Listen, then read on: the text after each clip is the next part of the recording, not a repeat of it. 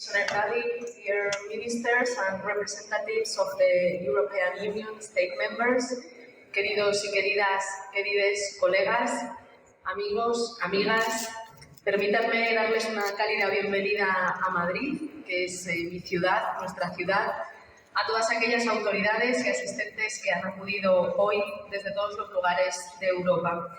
Es un honor para España asumir la presidencia de la Unión Europea y es un honor tenerles hoy aquí para avanzar unidas en los derechos LGTBI en la Unión Europea tras la firma, como saben, de esa declaración por parte de 16 países avanzando los derechos LGTBI en Europa.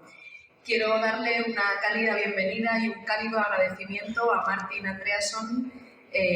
También felicitarle por el increíble trabajo, el fantástico trabajo que la presidencia sueca ha realizado en estos meses y también a la comisaria Dalli por sus fuertes convicciones para avanzar en los derechos de las mujeres y también de las personas LGTBI. Les dejo con ellos y ellas para que puedan escucharles. En primer lugar, con Martin Andreasson, que es el secretario de Estado del Ministerio para la Igualdad de Género de Suecia, y después con la comisaria Elena Dalli, la comisaria europea de Igualdad. Muchísimas gracias por estar aquí y bienvenidos, bienvenidas a España.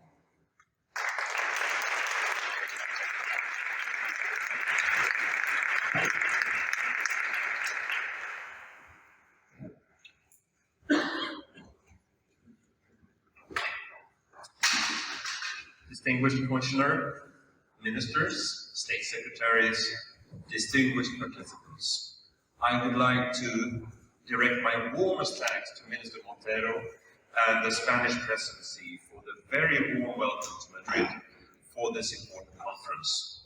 It is an honor for me to be here to represent the Swedish government just 5 days after we handed over the baton to our Spanish colleagues. It is very reassuring to see LGBTIQ rights in focus on the political agenda already during the first week of your presidency. LGBTIQ rights must remain a matter of priority. Equality and human rights are at the very core of our European project and the cornerstone of the foundation of our union. We must ensure the integrity of our common values.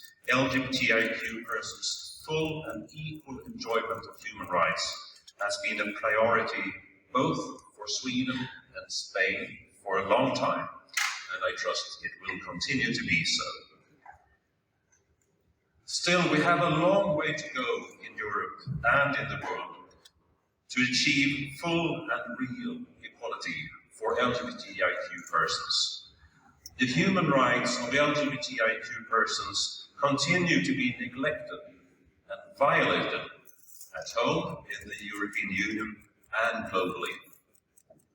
Crises such as the pandemic and the Russian war of aggression against Ukraine have also led to increased pressure on LGBTIQ persons in different ways. Throughout Europe, LGBTIQ persons are still being discriminated, harassed, assaulted, and abused simply for being LGBTIQ. In the face of these violations of human rights, silence can never be an option. There can be no room for any kind of persecution, discrimination, or other violation of human rights. Both at the European Union level and in member states, much remains to be done. The work on EU level to further enhance LGBTIQ equality and to follow up on undertakings in the EU LGBTIQ strategy is clearly important. But the work by member states is also essential, especially in areas where the European Union is not competent to act. We have seen progress for LGBTIQ equality over the last decades in many countries across the EU, but in more recent years there has also been a backlash, and a rising spread of malign disinformation and anti-LGBTIQ rhetoric. As these threats take new forms and show their consequences in new venues, our response to such hate speech and hate crime must also change with it.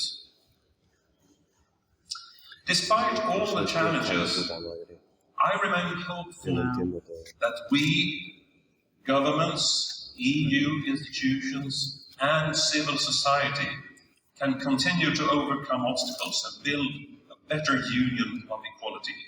We have done it before, we can do it again.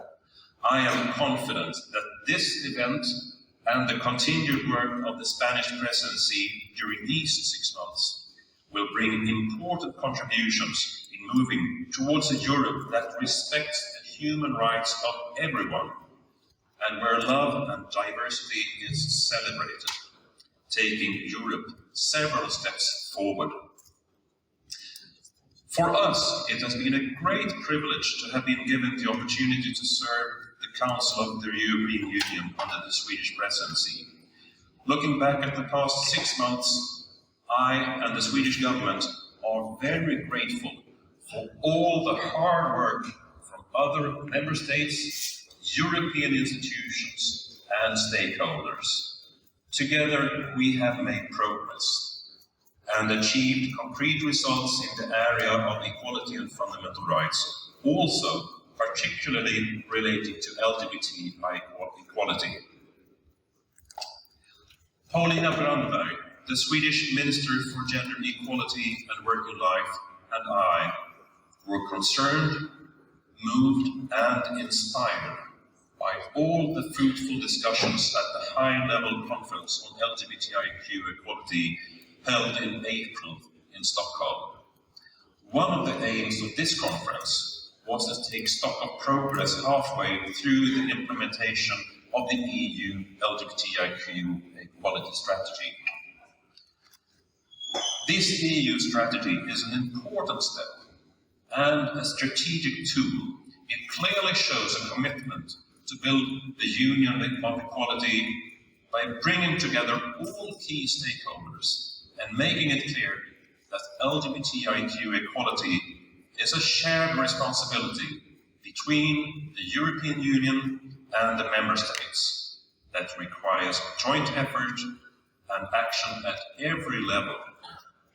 However, in order to ensure full implementation, follow-up is essential. The conference in Stockholm was an opportunity to do so and to learn from each other so that we can use our resources wisely and efficiently to be persistent in our efforts. The conference also enabled member states and other key actors to share experiences and best practices in order to help strengthen their work and to identify success factors for promoting equal rights and opportunities for LGBTIQ persons.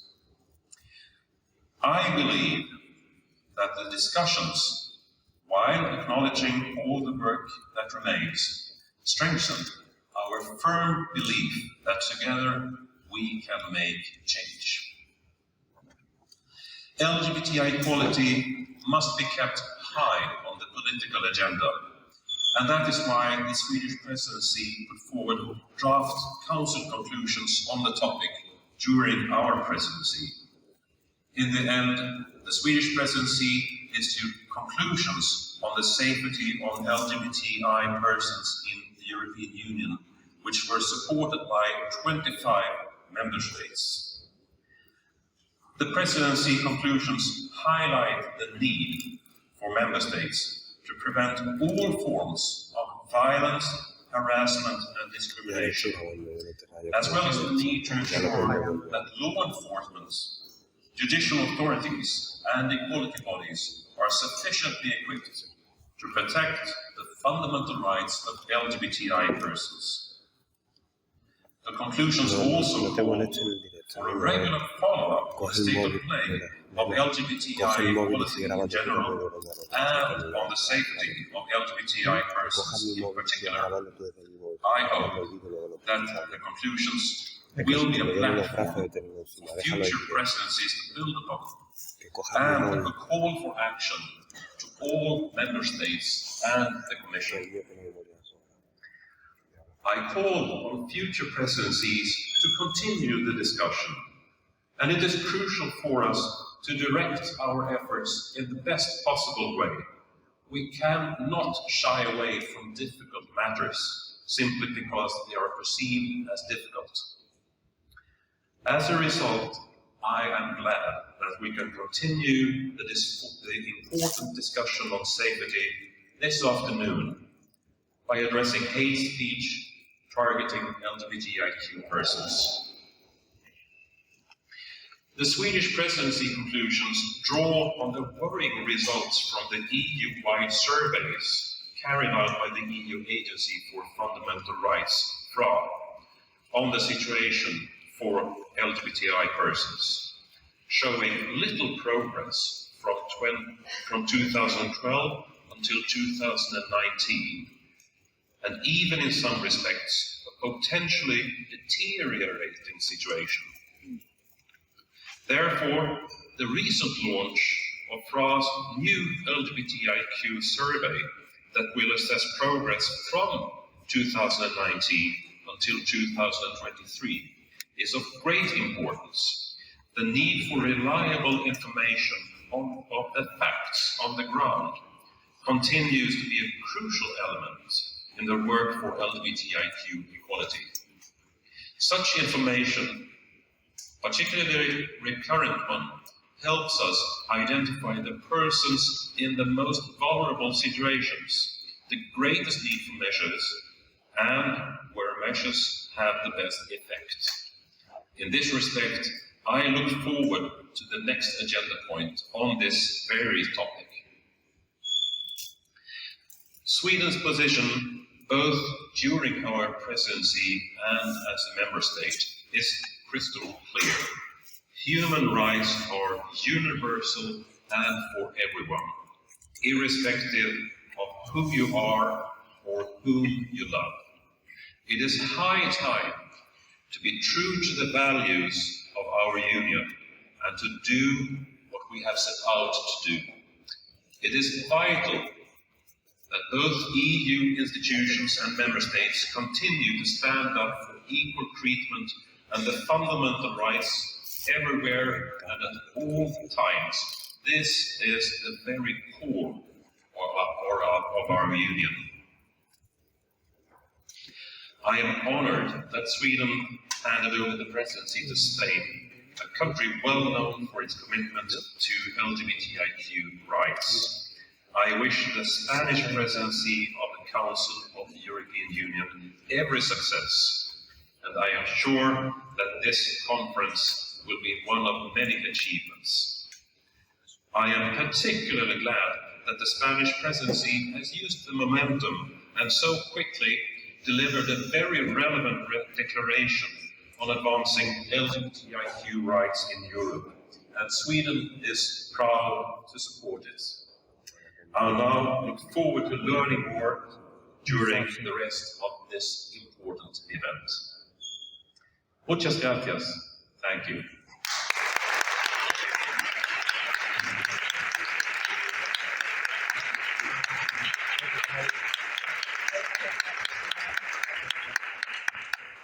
Tiene la palabra doña Elena Gari, comisaria europea para la igualdad.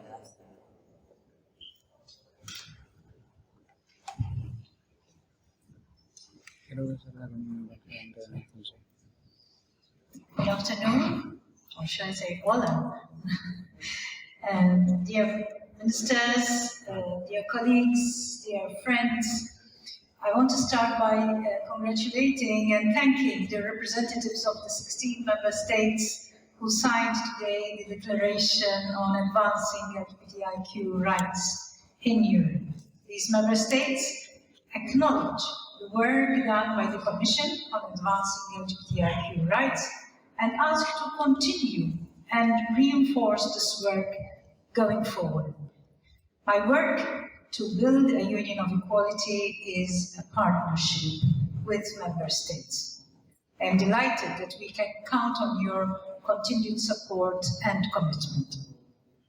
I thank Minister Montero and State Secretary Andreasen and their teams for their work in facilitating the declaration and for hosting us. It is always a pleasure to be in Madrid, of course, particularly just after one of Europe's largest Pride events took place last week. As President von der Leyen said, being yourself is not your ideology, it's your identity, and no one can ever take that away from you. This idea has underpinned my work over the last 4 years to build a union of equality. A holistic approach is indispensable to achieve equality. This is why, together with the dedicated task force on equality in the Commission, we have been mainstreaming equality in all EU policy areas. And in all our equality strategies, intersectionality is a cross-cutting principle on gender equality, anti-racism, Roma equality and inclusion, LGBTIQ equality, the rights of persons with disabilities, and in combating anti-Semitism. This is combined with targeted measures to tackle the specific challenges each of these communities face. Our LGBTIQ equality strategy is concrete on how we will achieve this by strengthening legal protection and the enforcement of EU rules against discrimination, by ensuring LGBTIQ citizens are as protected from hate speech and violence online as they are offline, and by empowering civil society to lead the change we want to see from the ground up. We are around halfway through the strategy's implementation, and progress is visible. In April, I presented a progress report which found that the majority of the measures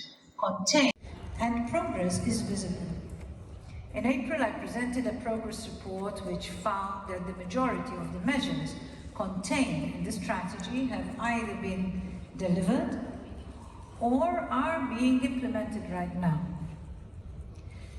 I shall give some concrete examples. To strengthen legal protection, we have proposed common binding standards for equality bodies to reinforce their powers and independence. This will enable equality bodies to help victims of discrimination in accessing justice more effectively in all member states. Our proposal extends the remit of equality bodies to cover discrimination based on sexual orientation in employment and occupation. I welcome the progress achieved on this initiative in Council, and I look forward to the position of the European Parliament in the coming months to enable us to start interinstitutional negotiations and come to an agreement as soon as possible. We have proposed to harmonize national rules on private international law related to parenthood. Our proposal will ensure that the fundamental rights of all children are respected and protected in cross-border situations within the Union. And we continue to facilitate dialogue, and we support member states in developing their national action plans. In this respect, our LGBTIQ equality subgroup has produced guidelines that will help ensure our union of equality is built on strong national foundations.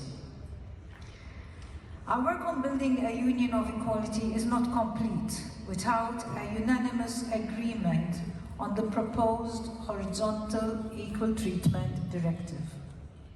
This proposal is crucial to fill a gap in the protection against discrimination, including on the basis of sexual orientation, in social protection, in education, and access to goods and services. So I thank the Swedish presidency for keeping this file high on the political agenda, and I will be working closely with the Spanish presidency to build on the ongoing discussions.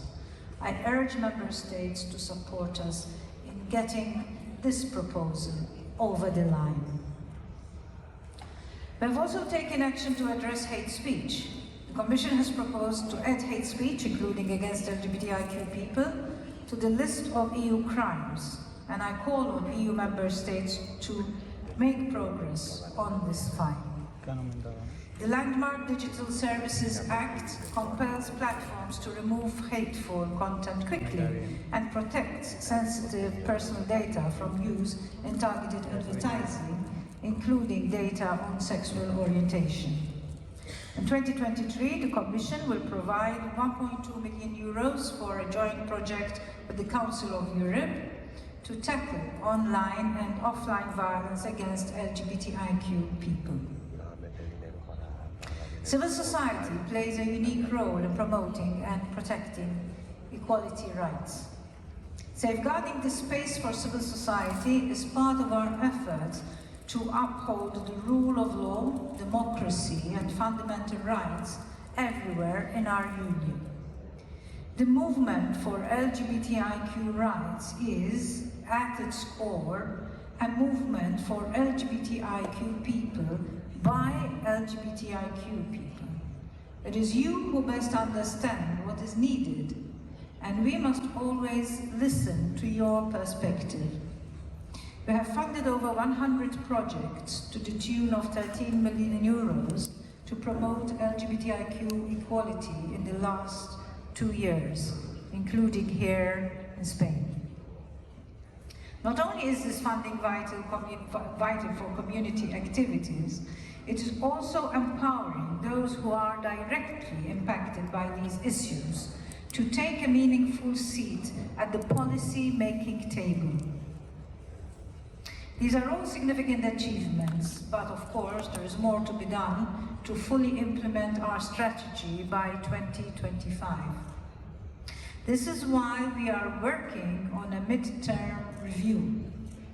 We will assess how the situation of LGBTIQ people has evolved, what progress has been achieved, and which areas require further focus. Last month, we launched a targeted consultation with member states, civil society, and key stakeholders to inform the process, and we will consult the public more broadly. So I invite you to share your expertise and views with us to contribute to these reflections. Just as your insights will be invaluable, so too will be the data we are collecting to ensure our approach is as targeted and impactful as possible, as you will discuss in a moment. We need data to understand the root causes of the inequalities faced by LGBTIQ people. Regular disaggregated equality data has been lacking in Europe for some time. And we are working to change this. You will be aware of the Fundamental Rights Agency's LGBTIQ survey, and work is ongoing on its 3rd edition. The Commission is working on a special Eurobarometer on discrimination in the European Union, which will allow us to see how things have changed since the last edition of 2019. And we pay particular attention to the diversity of LGBTIQ people and to the most vulnerable, such as intersex people. One thing is clear: our work as European institutions, member states, and civil society must continue with determination to build a union where you can be who you are and love who you want, without fear of recrimination or discrimination. I am confident that working together with the Spanish presidency and all of you, we can make this a reality. Thank you.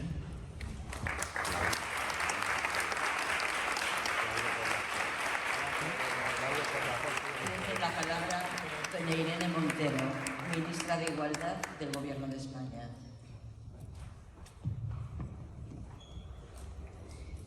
Muchas gracias y de nuevo buenos días a todas, a todos y a todes. Quiero aprovechar para iniciar esta intervención para agradecer al servicio de interpretación que tanto servicio nos está dando en toda esta jornada y para pedirles disculpas por adelantado. Ya lo he hecho antes en privado porque no solo voy a intervenir en castellano, sino seguramente un poco más rápido de lo que a los servicios de interpretación les gustaría. Les decía anteriormente al inaugurar esta inauguración de esta parte de la jornada que este es para nosotras un encuentro muy especial en nuestro calendario y que es un honor para nosotras ser anfitrionas de la primera reunión posterior a la inauguración de nuestra presidencia de la Unión Europea y que pensamos que tiene un relevante simbolismo que este sea precisamente un evento para mostrar la fuerza y la contundencia del respeto que en Europa tienen los derechos de las personas LGTBI. Si han tenido la oportunidad estos días de pasear o de recorrer esta ciudad, Madrid, notarán que todavía se respira la alegría, el entusiasmo, la determinación con la que este año hemos celebrado el Día del Orgullo LGTBI, en una manifestación de fuerte contenido político que reunió a alrededor de 1 millón de personas solamente en la ciudad de Madrid. Nos consta que entre las asistentes a este orgullo había personas venidas de todos los rincones de España y del mundo, pero sobre todo de todas las partes de Europa, activistas, entidades, organizaciones, ciudadanos, ciudadanas, visitantes a quienes esperamos, como siempre, haber dado la mejor de las acogidas, personas que saben que nuestro país es un lugar seguro para celebrar la diversidad, el orgullo y la libertad en el sentido más hermoso de la palabra, que es la libertad de ser, la libertad de existir y de hacerlo en plenitud de derechos, sin miedo. La libertad que, como decía Gloria Fuertes, que es, por si no la conocen, una poeta lesbiana de esta ciudad, es la libertad robusta que se siente en brazos de quien amas, la libertad que da espuma a las venas, la que construye felicidad como una causa política, que lo es, y la que ensancha las democracias. Y en ese sentido, pienso que es importante lanzar también un mensaje de empoderamiento y legitimación de las organizaciones y de los activismos LGTBI desde las instituciones. Las organizaciones LGTBI, el activismo LGTBI salva vidas, hace felices muchas vidas, marca muchas veces el camino de las instituciones en el avance de derechos y, por tanto, empoderar y legitimar esa tarea que muchas veces ha estado sola ante la ausencia de un Estado que debía proteger los derechos de las personas LGTBI y no lo ha hecho, es no solamente una deuda, sino también una obligación democrática para que podamos seguir construyendo derechos que no solamente se hace desde las instituciones, sino sobre todo desde las organizaciones de la sociedad civil. Les confieso que este año ha sido especialmente emocionante para muchas de nosotras que estuvimos presentes en la manifestación y que, como les digo, ha sido este 2023 pues particularmente masiva y reivindicativa. Es además el primer año con ley trans y de derechos LGTBI plenamente aprobada, en vigor, y hemos escuchado a la ciudadanía hacer suyos los derechos conquistados, reclamarlos, festejarlos y vindicarlos. Y reclamando derechos, reivindicar también y celebrar también la vida. Es emocionante porque pudimos contemplar a pocos metros del lugar donde hoy nos encontramos cómo el orgullo LGTBI se ha convertido en una fecha fundamental en el calendario de nuestra democracia y que nos hace sentir la certeza de que, como hemos elegido para el lema de la campaña institucional del Gobierno de España este año, España es orgullosamente diferente. Esta diferencia, que reivindicamos desde el progreso y desde los derechos, no se puede entender sin Europa. Afortunadamente, el acervo comunitario nos brinda instrumentos y un marco de valores fundamentales, también un marco de relaciones fraternas entre países, entre Estados miembros, que nos sirve para seguir dando pasos hacia adelante y en la buena dirección. Prueba de ello es la primera estrategia de igualdad LGBTIQ 2020-2025 que la propia comisaria nombraba en su intervención, cuyos primeros resultados, que pudimos conocer durante la presidencia sueca que nos precede, dan ya cuenta de que hay una senda de trabajo y de compromiso que debemos cuidar y poner especialmente en valor, y precisamente por eso agradecía también al secretario de Estado la labor tan brillante y tan positiva que han realizado en esta materia durante su presidencia. Gracias a esa estrategia podemos avanzar en las garantías de seguridad frente a los delitos de odio, que las estadísticas de España y Europa nos recuerdan que han aumentado, que no paran de crecer contra la población LGTBI. Gracias también a la estrategia europea podemos contar con la protección de los derechos de las familias arcoíris, y esto nos importa especialmente porque nuestra propia ley trans y de derechos LGTBI apuesta firmemente por ello, por la protección de todas las familias. Estamos orgullosas de haber dado igualdad plena a las parejas de mujeres con descendencia, y estos son derechos en los que Europa, por supuesto, ningún país de Europa debería retroceder. También gracias a esta estrategia, e insisto de nuevo en subrayar los esfuerzos de la Comisión y agradecer personalmente a la comisaria Dalli por su empeño y su dedicación, ya antes de ser comisaria, pero desde luego que ha trasladado ese impulso también a su labor como comisaria europea de igualdad. Gracias a esa estrategia tendremos también mejores estadísticas para conocer y diagnosticar las necesidades de las personas LGTBI en Europa, para que no sean nunca más invisibles, así como más recursos para hacer políticas estables que generen buenas prácticas, planes de acción, estrategias nacionales y, en definitiva, políticas públicas que protejan los derechos de la población LGTBI y que luchen de forma decidida contra la LGTBI-fobia. Nuestro país se ha tomado muy en serio esta estrategia. Como saben, la autodeterminación de género ha estado en el corazón de nuestro trabajo en pro de los derechos LGTBI, porque quiero insistir en ello, no se trata únicamente del derecho a amar a quien quieras, sino del derecho a existir, a ser, y a que nadie nunca más vea negada ni cuestionada su existencia. Hemos aprendido mucho en el camino de los colectivos, activistas, entidades nacionales, europeas e internacionales que nos acompañáis hoy aquí y cuyos rostros reconozco entre el público, y hemos querido que este Ministerio y este Gobierno sean su casa y su lugar seguro. A todas ellas, ellos, ellas, gracias por abrir camino y por acompañar a las políticas públicas y a las leyes en la construcción de derechos. Hace unos minutos hemos materializado la firma de la Declaración Avanzando en los Derechos LGBTIQ en Europa, con 16 Estados de la Unión, con los cuales hemos tenido la oportunidad de compartir perspectivas, visiones y horizontes comunes. Como les he transmitido, nuestra intención es seguir mandando un compromiso de progreso y dar un paso más en la consecución y en la plenitud de estos derechos.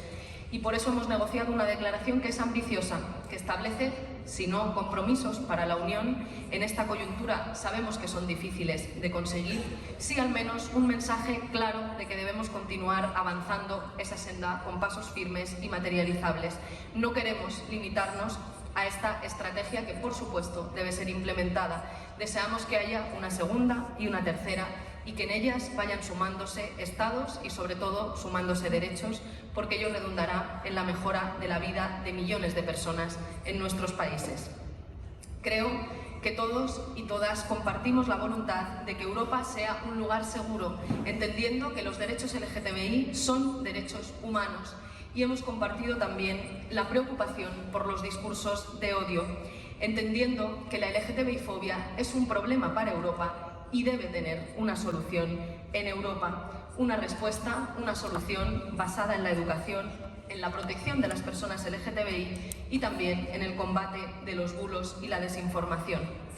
Quisiera, no obstante, señalar que nuestro compromiso como Estados, como Unión Europea y como defensoras de los derechos LGTBI no termina en ninguna frontera, y no quisiera que olvidásemos hoy que miremos más allá de Europa y que apelemos a los lazos de vecindad y, sobre todo, los vínculos construidos en el marco del multilateralismo al calor de los derechos humanos. Recordemos que hay estados que han prohibido la homosexualidad, promulgando leyes antihomosexualidad que penan con cárcel y con pena de muerte ser una persona LGTBI. Hay también países que han ilegalizado muy recientemente los cambios de sexo. Recordemos que hay municipios que se han declarado zonas libres de personas LGTBI y que hay millones de personas aisladas y refugiadas que migran por ser vulnerado su derecho a existir. Para ellas también queremos insistir en que nuestro país ha trabajado y trabaja, igual que el conjunto de Estados miembros que firmamos esta declaración, para ser lugares de acogida, lugares seguros y respetuosos con los derechos de todas las personas LGTBI, que tenemos, por tanto, un compromiso internacional en la defensa de los derechos LGTBI en todo el mundo. Entendemos que la lucha por los derechos LGTBI debe ser transversal y, sobre todo, interseccional, de la mano, abrazada y acuerpada por el feminismo y por la lucha por la igualdad de género, y también por la lucha contra cualquier discriminación étnica o racial. Considero subrayar esto de especial importancia en estos momentos porque reconocer los derechos de un colectivo es la puerta a reconocer los de otros muchos, y negarlos también significa cerrar la puerta a otros. En esa Europa diversa, inclusiva y tolerante que tenemos como horizonte común y comunitario, no podemos soltar la mano a nadie. El orgullo, precisamente por eso, es la derrota del odio, y garantizar los derechos LGTBI es proteger el corazón de nuestras democracias. Saben que en España los delitos de odio contra la población LGTBI, especialmente contra las personas trans, siguen creciendo. Y precisamente ante el crecimiento de estos delitos, que significan un retroceso de las democracias, ante cada bandera arcoíris que no puede ondearse o mostrarse, ante cada legislación que flaquea o cada política que se quiebra, las y los demócratas europeos tenemos la obligación, desde los múltiples espacios que nos brinda la participación política, de situarnos al frente y no dar un paso atrás. Para combatir estos discursos de odio, me alegra también contarles que desde las 9 de la mañana España dispone ya de un servicio de atención e información sobre derechos LGTBI, la línea 028 Arcoiris. Se trata de un servicio que, en coordinación con las comunidades autónomas, atenderá 24 horas al día, los 365 días del año, de manera gratuita y con profesionales especializados en esta cuestión, para dar una asistencia integral a las víctimas de incidentes de odio, de situaciones de odio, discriminación por LGTBI-fobia. Es un servicio que no existía en todos los rincones de nuestra geografía y que ahora iguala, como mandata nuestra Constitución, las posibilidades de contar con apoyo, atención, información a toda la ciudadanía española. El servicio se prestará en las lenguas oficiales y también en inglés y en francés. Y quiero recordar especialmente hoy a Samuel, porque esta línea telefónica fue una idea que trabajamos duramente en el equipo del Ministerio de Igualdad, querida Secretaría de Estado, ante la conmoción social y ante las millones de personas que salieron a denunciar que todavía en España, en pleno siglo XXI, se puede asesinar a una persona al grito de maricón. Así que justicia para Samuel.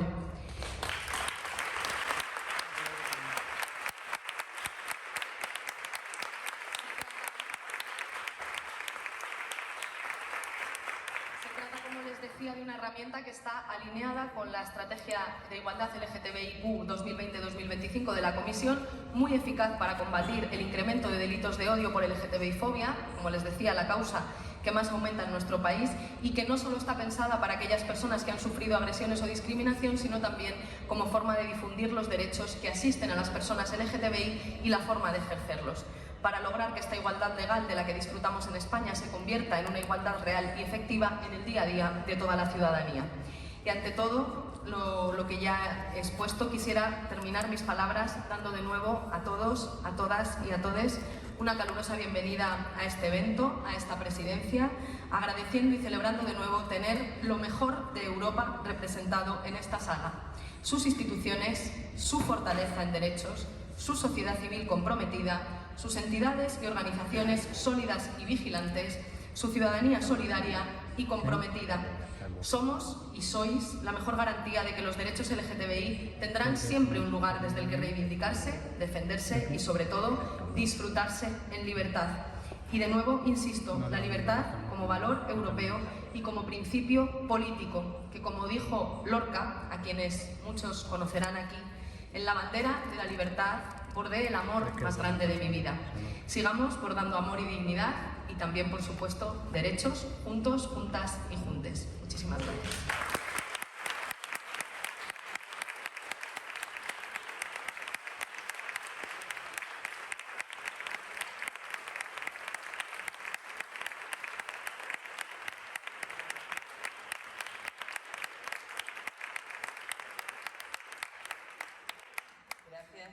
Pueden ya abandonar el escenario. ¿Ya terminó? A continuación, al final del mismo, un intercambio de impresiones, opiniones y de respuestas a lo que nos vengan planteando. Por ese motivo voy a ser muy estricta con los tiempos. Sé que somos muchas las personas que estamos aquí convocadas a esta conversación, así que disculpadme si en algún momento os caigo antipática. No es nada personal, es simplemente la importancia de limitarnos en el tiempo. Este conversatorio, pues de él forman parte Irene Montero, ministra de Igualdad del Gobierno de España desde el año 2020, licenciada en Psicología por la Universidad Autónoma y máster de Psicología de la Educación. Ha estado vinculada pues, desde muy joven a movimientos estudiantiles y sociales, especialmente en el trabajo de la plataforma Afectados por la Hipoteca, y forma parte de nuestro poder legislativo desde el año 2015. Destaca, desde luego, el trabajo que desde el Ministerio de Igualdad ella ha liderado para la aprobación de la Ley Orgánica Garantía Integral de la Libertad Sexual, la Ley para la Igualdad Real y Efectiva de las Personas Trans y para la Garantía de los Derechos de las Personas LGBTIQ y la reforma de la Ley de la Salud Sexual y Reproductiva. Aún así, el trabajo del Ministerio no ha acabado y todavía pues, hay temas pendientes, medidas pendientes y se sigue, me consta, trabajando a toda vela para avanzar en muchas de las políticas que puedan hacer la implementación de lo que ya se ha aprobado. Junto a la ministra de Igualdad del Gobierno de España está Marjan Hammersma. Marjan Hammersma es secretaria general del Ministerio de Educación, Cultura y Ciencia de Países Bajos desde el año 2016. Anteriormente fue directora general de Cultura y Medios de Comunicación. Y desde ahí sabemos también que estudió Sociología en la Universidad de Utrecht y se graduó en Ciencias de la Comunicación en la Universidad de Ámsterdam. Irena Mosova es la directora para la igualdad y la no discriminación de la Unión Europea en el Departamento de Justicia de la Comisión Europea. Se incorporó a la Comisión en 2006 como jefa de representación de la Unión Europea en Praga y desde el año 91 hasta el 2006 trabajó en el Ministerio de Relaciones Exteriores de la República Checa, de la República Federal Checa y Eslovaca, ostentando varios puestos directivos. Si me quedo hierro en alguna de las cosas que diga de ustedes, me disculpan y las completan o las rectifican. La señora Mosova se graduó de la Facultad de Derecho de la Universidad Charles de Praga y ha realizado estudios de posgrado en la Academia Diplomática de Madrid. Uge Sangil, pues es nacida en la isla de Palma, esto es importante, es educadora social y trabaja desde hace más de 2 décadas para la Administración Pública en la isla de Tenerife en un centro de alto rendimiento para personas con discapacidad psíquica y física. En 2005 se vinculó a la Federación Estatal de Lesbianas, Gays, Trans, Bisexuales, Intersexuales y MAX y a partir del 2012 empezó a asumir la coordinación del Grupo de Educación de la LGBTIQ+, y en 2018 es elegida como presidenta de esta federación, puesto que ha renovado recientemente en 2021 pues, hasta la actualidad. Desde la LGBTIQ+, ha coordinado todo lo que es la campaña de incidencia política y movilización estatal del activismo para impulsar la aprobación de la ley trans de la ley LGTBI, además de para impulsar el pacto social contra los discursos de odio que se firmó en febrero del 2023, creo que es. Ekram Kubanichuk-Nikov, más o menos. Ekram es de ILGA Europa, se unió a ILGA Europa en 2020, comenzó su activismo en 2008 en Kirguistán y antes de unirse a ILGA Europa pues trabajó en la Oficina Regional del Alto Comisionado para los Derechos Humanos en Asia Central como consultor de Estado de Derecho y es licenciado en Derecho Internacional de los Derechos Humanos en la Universidad de Essex en el Reino Unido. Dentro de ILGA desarrolla la implementación de estrategias de promoción e iniciativas de política para generar cambios legales, políticos y sociales para las personas LGBTIQ en Europa y Asia Central. Francesca Sanders es originaria de Australia y antes de unirse a Transgender Europe, pues su trabajo se centró en política de desarrollo internacional, la igualdad de género en el mercado laboral y el compromiso de Australia con instituciones financieras internacionales.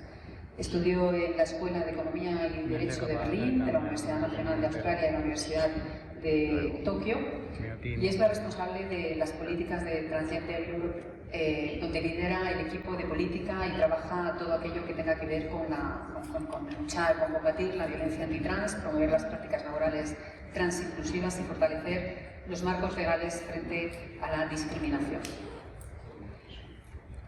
Sophie Westbaum es la primera especialista global de Naciones Unidas, mujer, ¿no? de Woman, dedicada a derechos de igualdad LGBTIQ+.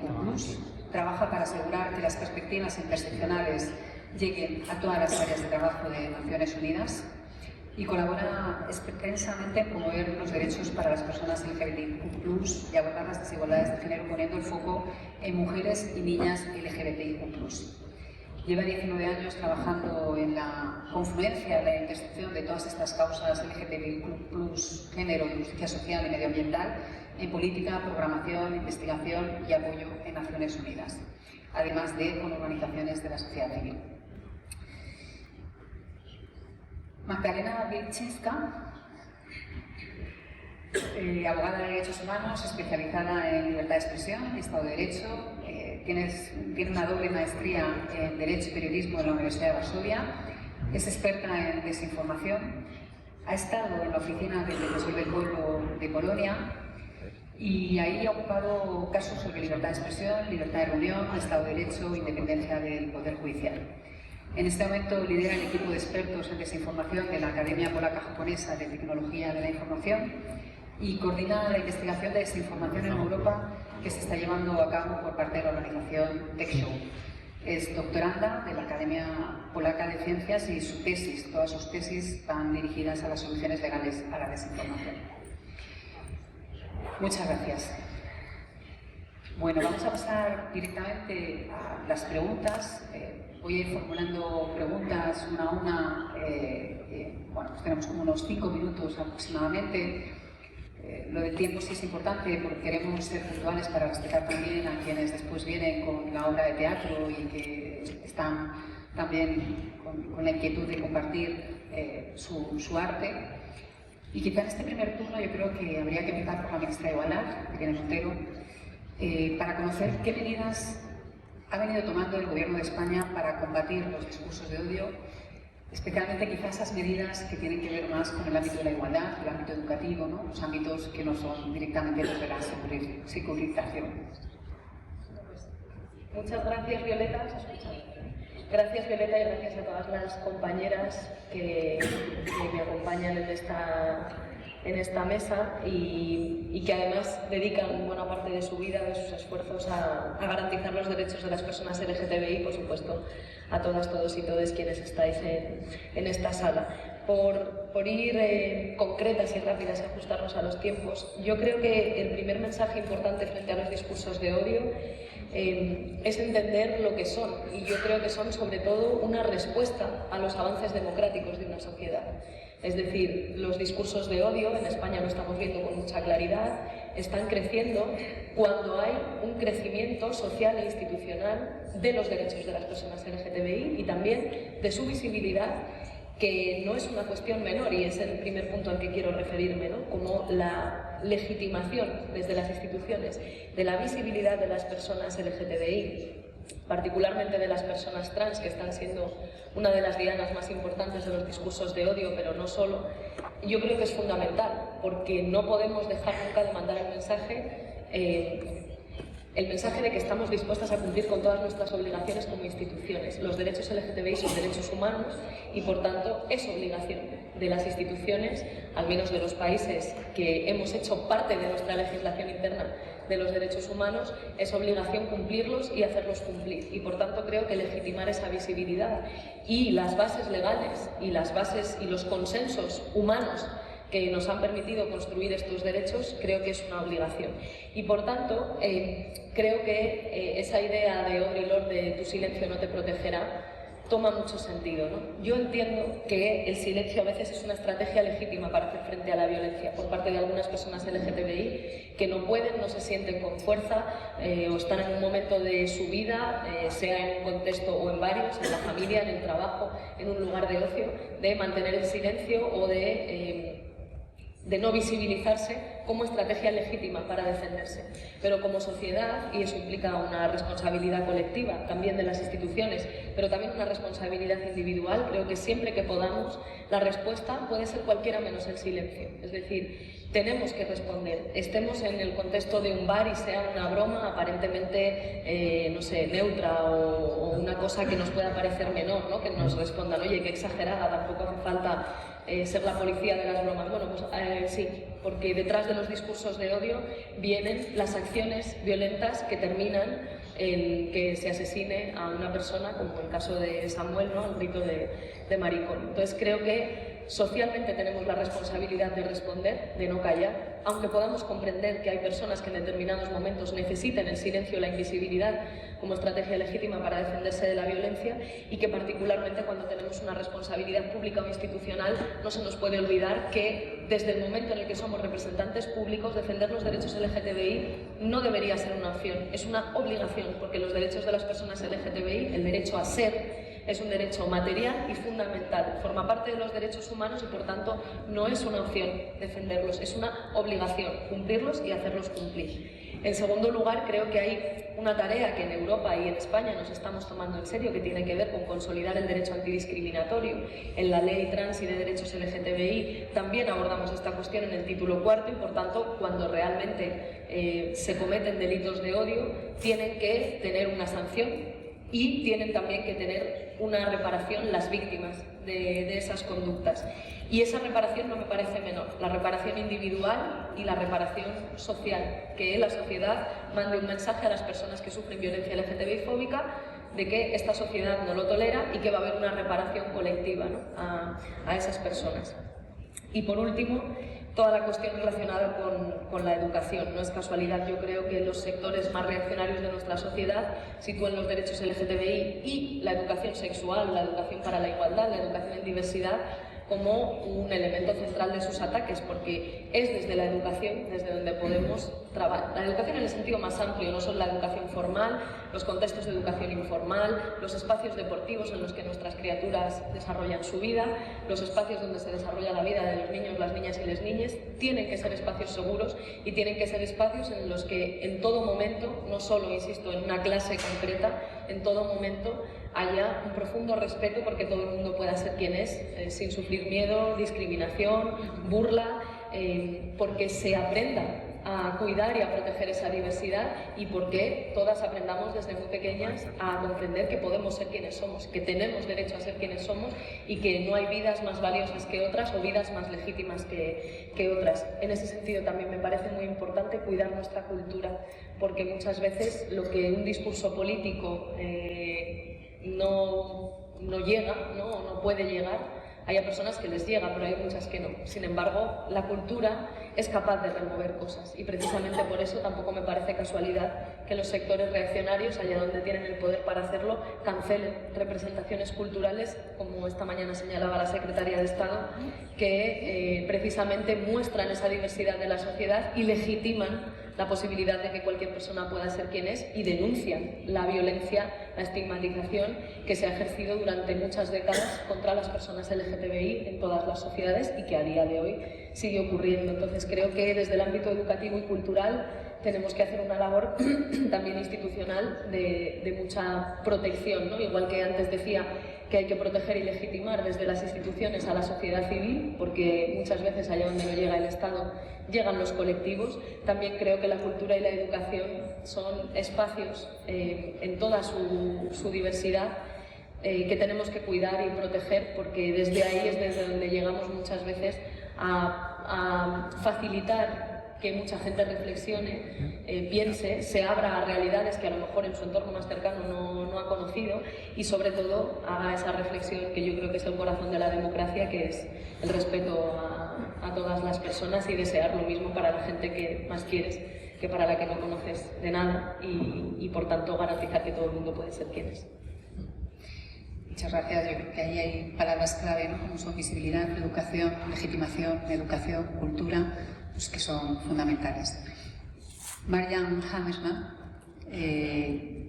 desde su gobierno, ¿cómo se está afrontando el discurso de odio hacia las personas LGBTIQ+, y qué medidas se están poniendo en marcha para contrarrestar estos discursos de odio? Thank you very much. It's an honor and a pleasure to be on this panel. Well, let me first start that we know that the path to progress is not always a straight one.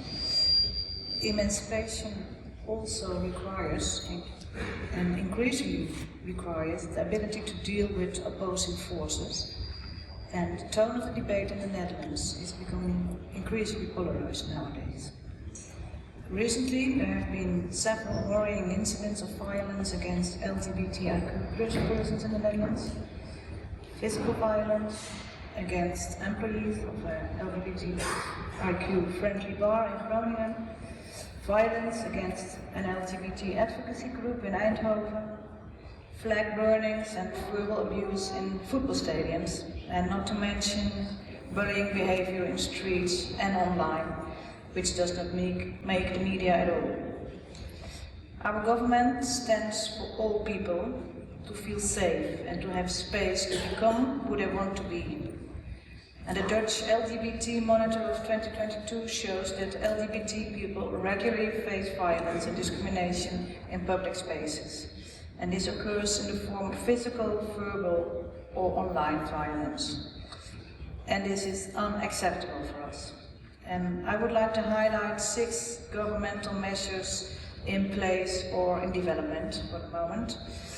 First, I would like to highlight that prior to the last national elections in 2021, 10 parties committed to the Rainbow Ballot Box Agreement, and by signing this agreement, the various parties committed to measures to address discriminatory violence, improve legislation, and promote acceptance of LGBTIQ+ persons in general. Second, this year, Article 1 of the Constitution of our country was revised, and sexual orientation and gender identity added as non-discrimination grounds. And this allows our legal framework to treat online discrimination the same as offline discrimination. It is prohibited now. And third are our measures to prevent online discrimination in education and school environments. We think that is very important, so we have launched programs for elementary and high school students which focus on online empowerment and hate speech. And additionally, a webpage is launched where people can report online discrimination, and in this way we as a government can analyze those individual reports and find patterns and trends, and consequently this can lead to better policies, we hope.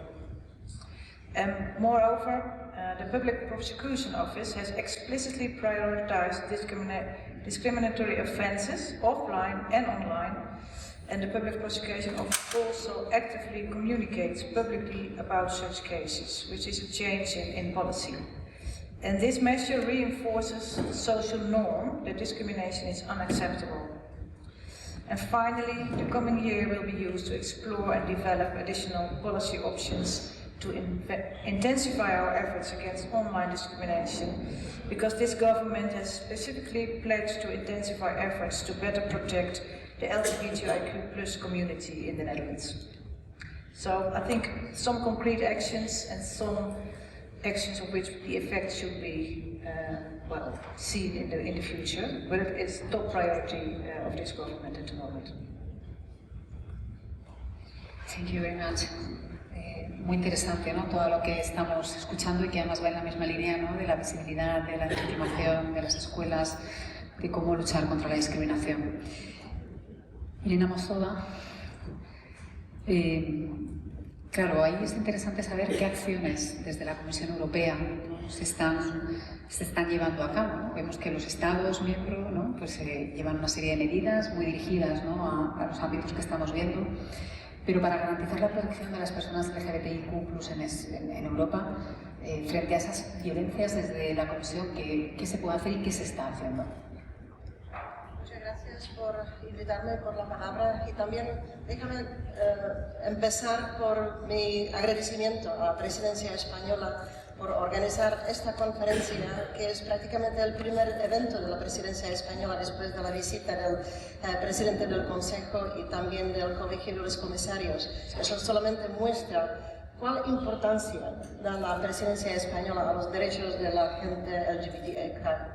Y me disculpo porque no suelo hablar tanto en español, pues voy a continuar en inglés, es el idioma que hablo más a menudo. So, dear participants, so thank you very much for having me. I have a practical affectation to this city where I spent actually 5 years of my professional life, but I have to admit that it's changed a lot. It changed a lot in terms of supporting democracy, supporting fundamental freedoms, supporting with targeted national policies the rights of the LGBTI people here in Spain, but also in Europe. It is very important to combine, as also Minister said from Netherlands, the national policies, national legislation with the action at the European level. Let me say that my Commissioner Helena Dalli earlier today, so she was very clear. We are still, while we have a very solid basis in the treaties, the whole European Union is built up on the values, democracy, fundamental rights, equality. We are still missing one important piece of legislation, which is the Horizontal Equal Treatment Directive. And we should work together in a way to unblock it and have it adopted as soon as possible before the European Parliament elections, so we can have the legislative base also at the European level to protect the rights of the LGBTIQ people. I think it was the Secretary of State, she mentioned earlier today that we are facing a changing environment in some member states as well. We have seen LGBTI-free zones. We have seen also banned books which portrayed a kissing lesbian couple. And this is something which is not acceptable. But let's face it also that we do not have always at the European level the necessary tools in order to address it. But we've been very creative. So for the LGBTIQ free zones, we have used the argument of funding. And we have deprived those municipalities claiming to be LGBTI free from the funding of the European Union. When we have seen that there is a new tool by banning certain books with certain harmful content, we have again sued the country in question because it is against the rules of the internal market.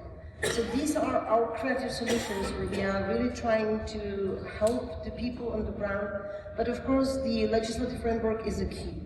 While we have already the framework decision on combating racism and xenophobia from 2008, it is mainly covering the grounds on race, color, religion, descent of national or ethnic origin. That's why, and it was also already explained by the Commissioner Dalli, we have proposed to add the European crime legislation in order to be, as a Commission, able to come with the secondary legislation, which could then protect more comprehensively rights of the LGBTIQ people in Europe. Well, of course, we need, again, unanimity. We need all the member states in the Council to proceed with this amendment of the treaty in order to have the secondary legislation being proposed by the Commission. But we hope that, again, with the member states, so we can work together in order to achieve this new, I would say, level of the architecture of the protection of human rights. Next week we will propose another piece of legislation, which is actually the amendment to the Victims' Rights Directive. You know that we have done extensive evaluation, maybe many of you also contributed to this evaluation. On the basis of that, so we are looking on the way, so how to strengthen the rights of the victims, how to strengthen the awareness of the rights, how to make them more aware, so where to seek for the help through the dedicated helpline. And congratulations again to the Spanish presidency, because I understand that from today, from this morning, so the new helpline, 28th of July, it is? yes, is already in function. I hope you would not need to have too much support, so the discrimination will be growing down, but it's absolutely essential to have such a tool. And we will have such a tool also at the European level very soon. I would like to very shortly mention also a very important campaign, Ace Open, which we are dedicating in 10 member states as a start. We are targeting young people between 18 and 30 years old in 10 member states in order to support, recognize the victim, and also provide the support by the bystanders. Because this is not only about the legislation, it is not only about the funding, but this is also about the normal people on the streets, to detect, to support, and to help. And last but not least, of course, the funding. I should say that we are helping numerous civil society organizations on the ground. We are supporting also umbrella organizations at the European level, and through the Erasmus Plus there are hundreds of millions of euros which are supporting young population. And Minister mentioned education. This is a key avenue as well. So through those projects, through the Erasmus Plus, we are supporting the better understanding of young people. So what does it mean to be LGBTIQ person, and how to embrace, how to accept, how to support in order that we are all living in a value-based and free from discrimination Europe. Muchas gracias. Realmente importante algunos aspectos mencionados, ¿no? Como la directiva que está pendiente de aprobarse, el tema de las víctimas. Y claro, en España estamos un poco sensibles con el tema de la cancelación o la prohibición, ¿no? de la cultura o de lo que tiene que ver con libros o con películas, ¿no? Recientemente hemos visto cómo se ha cancelado una película en un pueblo de la Comunidad de Madrid, pues le guía, ¿no? Por el peso de dos mujeres, ¿no? Con lo cual, bueno, pues esto es algo que nos inquieta mucho y que en España estamos especialmente sensibles. Precisamente de España, Uge Sangir, presidenta de la LGTB, poder conocer, ¿no? Cómo el discurso anti-LGTBI va aumentando, qué efectos está teniendo, ¿no? En la comunidad y por qué la visibilidad bueno, pues trae estas complicaciones, ¿no? Buenas tardes, gracias por contar con nosotros. Son dos preguntas en una, voy a intentar ser breve. Y el discurso anti-LGTBI ha aumentado notablemente, ¿no? Y hemos detectado que puede ser por varias vías. Un discurso ultra de voz y hazte oír, el discurso gender crítica o TERF y el discurso institucional antitrans. En el primer discurso, el ultra de voz, hazte oír, contra el colectivo LGTB+, son discursos sobre homonacionalistas y de raíz religiosa. Estos niegan que el colectivo esté discriminado y alimentan bulos transfobos. Son discursos que señalan y que estigmatizan al colectivo como enfermos, como chiringuitos, como degenerados subvencionados, como que mutilamos a menores, etcétera, etcétera. Su enfoque es el presentar los derechos del colectivo como algo ideológico y que los buenos homosexuales son los que se sienten españoles, pero no gays o lesbianas, y lo llevan en silencio y aceptan que son inferiores en derechos frente a la familia tradicional. Son posiblemente los segundos discursos más agresivos y cuentan con algunos referentes de tercera fila en forma de streamers o influencers. Los discursos gender critical o TER, estos son alimentados por mujeres tradicionalmente feministas que compran marcos de la ultraderecha. Su discurso es una versión del discurso contra la inmigración, hablando de que las mujeres están siendo invadidas, que se invaden sus espacios, sus símbolos por los hombres y que son las mujeres trans. Además se centran en los menores trans, en el tema de la hormonación, el deporte de hombres que se hacen pasar por mujeres, baños y similares elementos que movilizan miedo contra las personas trans. Este discurso es el más agresivo en redes sociales y es realmente muy violento, señalando a personas trans, poniendo imágenes suyas, burlándose de ellas, etc. Difunden muchísimos bulos y datos falsos, copiados en su mayoría del Reino Unido, y la mayor parte de las mujeres que repiten estos discursos vienen de la órbita del feminismo socialista, Pero no solo, porque con el tiempo el discurso ha calado entre otras mujeres.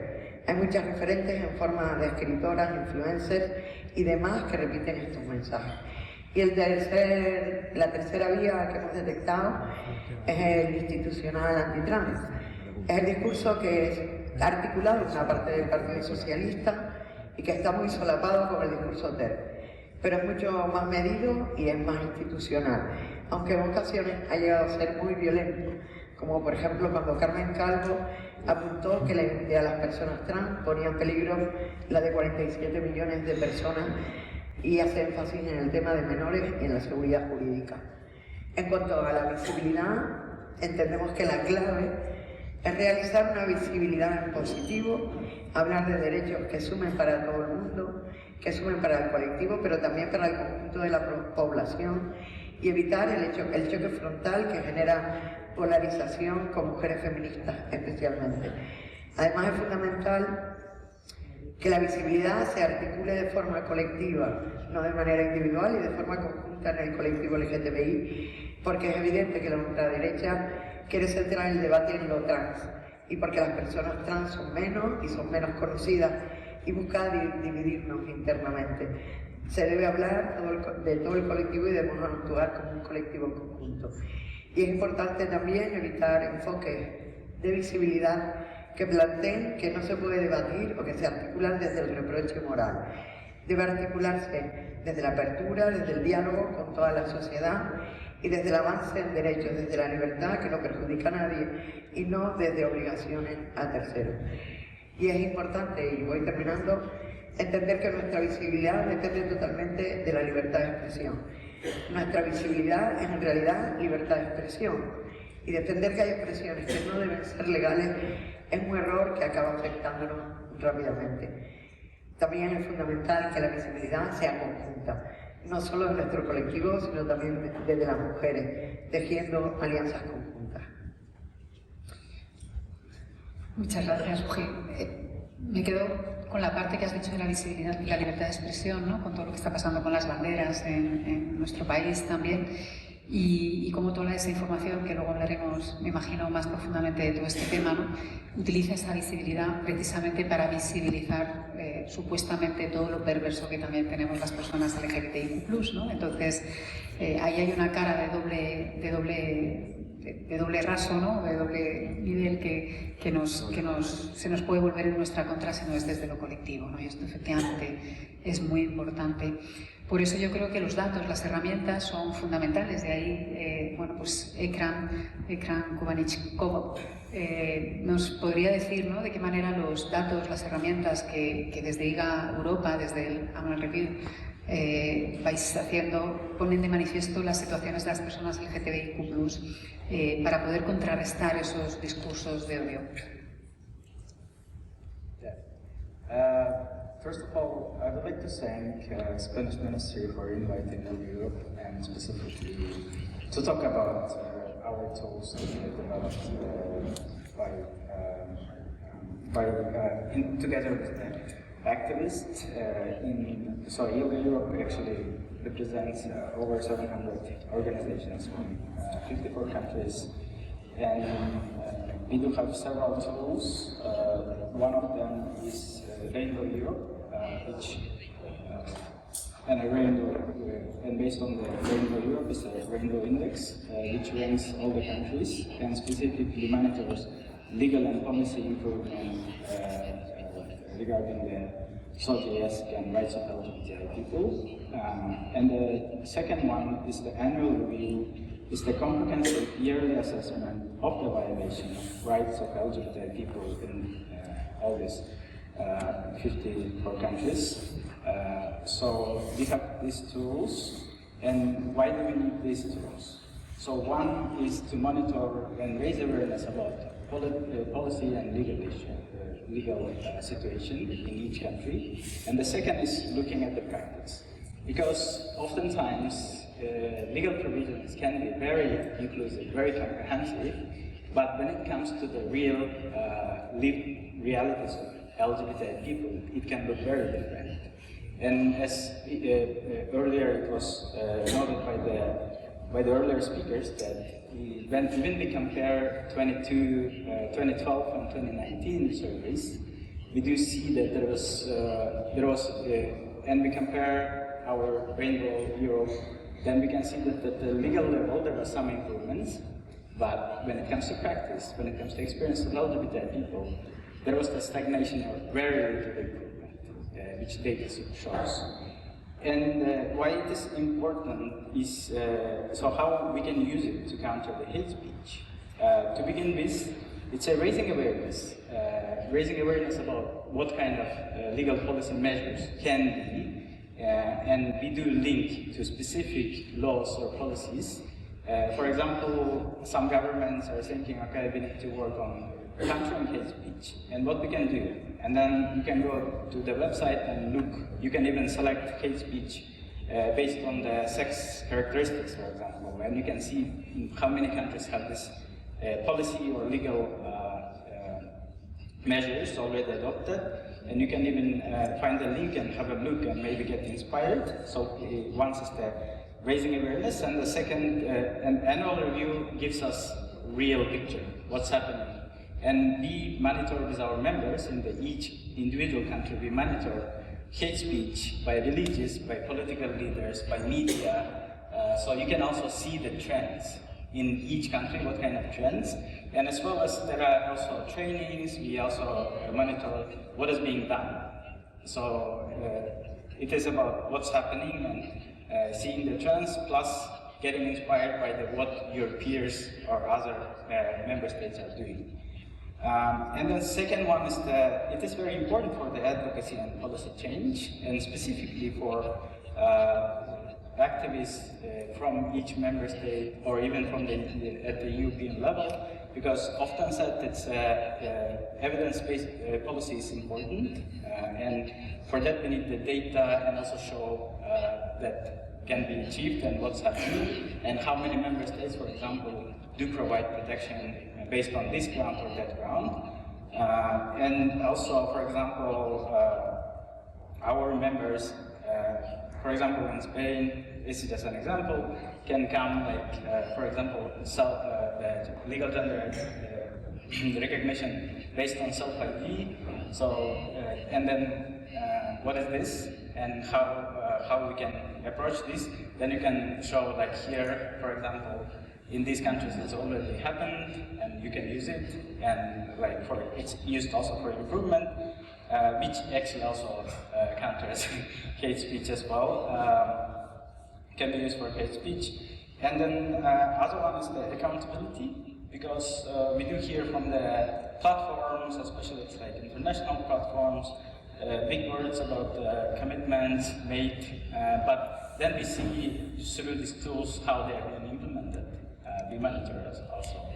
And especially when it comes to hate speech, we also detect if there's anything being done, and there's also parts of the hate speech, you can have a look. And the other one is the capacity building. As I said, there is also parts where we do talk about what each member states are doing, as well as civil society in the given country. So you can also understand, sometimes they also say that, okay, there is not enough attention paid by the police to the online hate speech, even though we are being reported a lot of hate speech, which means police either they have very low capacity or it's not priority, and then you can have a look at this data and also decide, okay, here maybe we need to pay more attention if you want to counter hate speech. For example, and also, as I already mentioned, it's a best practices plus cooperation. It can also be used for cooperation, as I mentioned. It gives you kind of situation in each country, both in legal and also practice.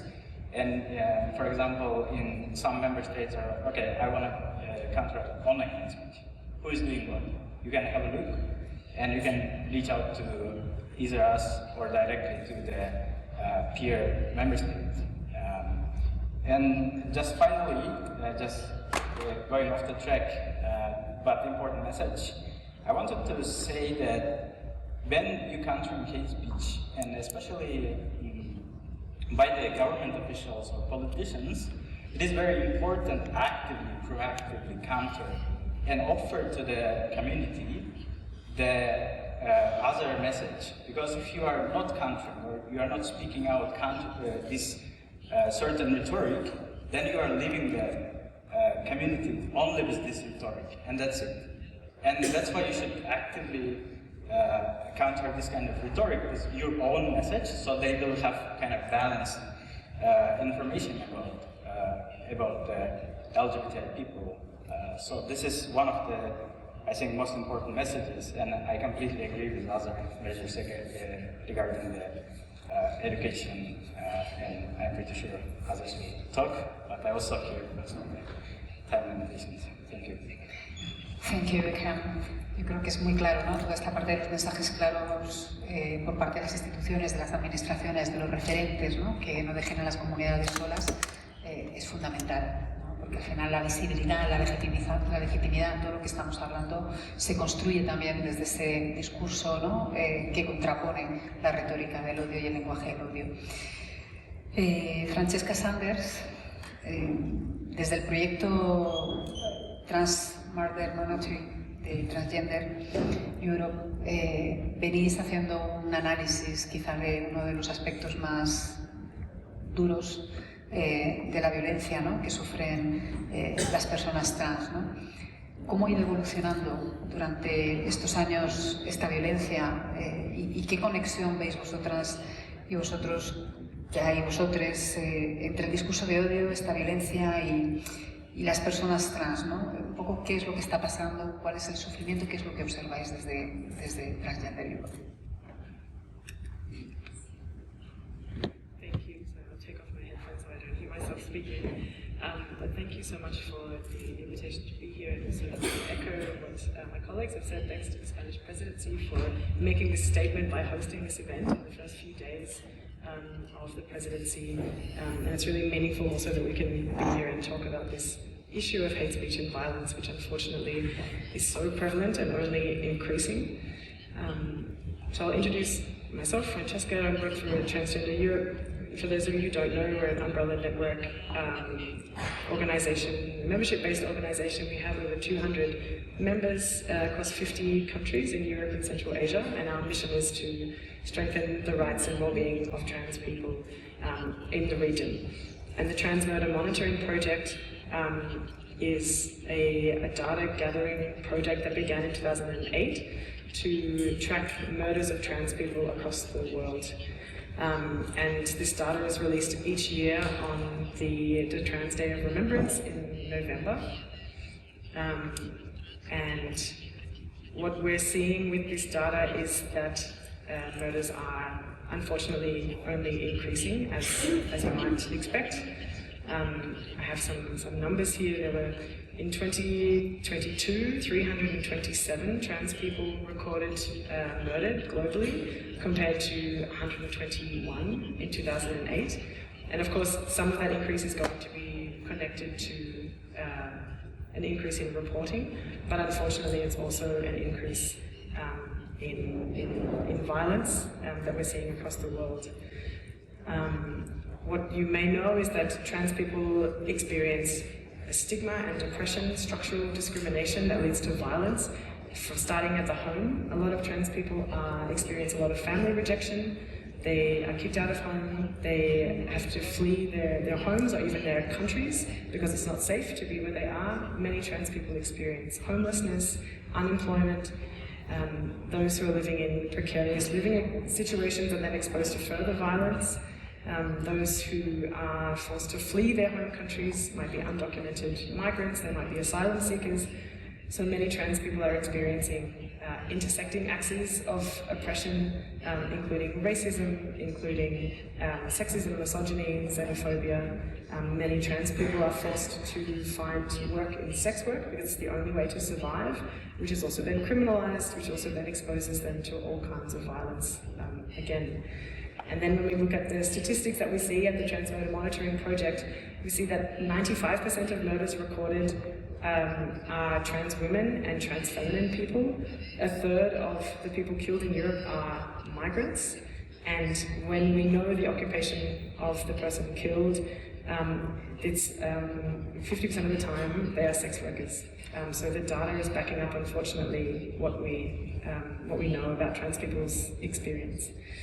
And then talking about the evolution of this violence and the evolution of the reports that we're hearing.